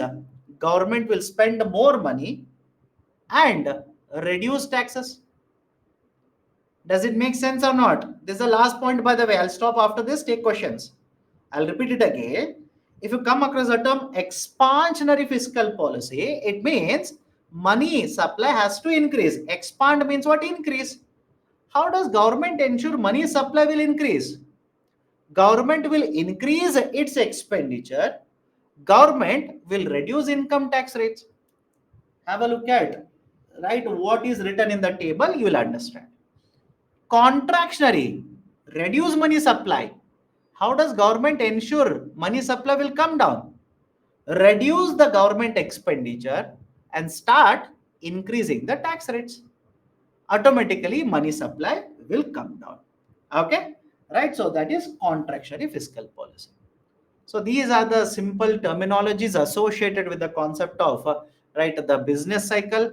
And again, please understand why all of this happens. Don't you think the business cycle is more associated with capitalism? Think of it. I'll repeat it again. Why I have written business cycle under the concept of capitalism? Right? Business cycles are more to do with capitalism, because in case of socialism, government will do everything. I understand. Government will spend money. Government will create companies. Government will set up manufacturing unit. Whereas in capitalism, private sector is there. Private sector runs behind profit. And during, let's say, a pandemic, during, right, let's say a crisis, private sector will withhold their investments, which will further lead to recession in the economy. Right? So I hope you understand capitalism. That's the reason one of the issues that I had written was business cycle. Okay. So all these concepts are really important, especially pro-cyclical, counter-cyclical, let's say a vicious cycle, virtuous cycle. These are not there in the textbooks. Do not search for it. These are there in economic survey, government documents, and even UPSC has asked a question on this. We will take it up next week. So this is the end of the discussion for you today. If there are any questions, please do let me know so that we can solve it, then close the discussion for the day. Which one provide better qualitative data, GDP at MP or GDP at factor cost? Between GDP, I would recommend please go to NNP, NNP at factor cost. Okay. Then why GDP is calculated market prices? I told you United Nations has come out with this model which is followed by which is followed by all the countries. And in that in that model which has been proposed by United Nations, we are supposed to calculate GDP at market prices only. Okay. Huh. Explain NDP. Net domestic product simply means the market price of all the goods and services which are produced. The market price of all the goods and services which are produced after accounting for depreciation. We will account for depreciation for a very simple reason. GDP will not tell you how much of the capital or how much of the machinery that you have produced this year is replacement of the capital or addition to the capital. NDP will give you that information. Okay. Huh.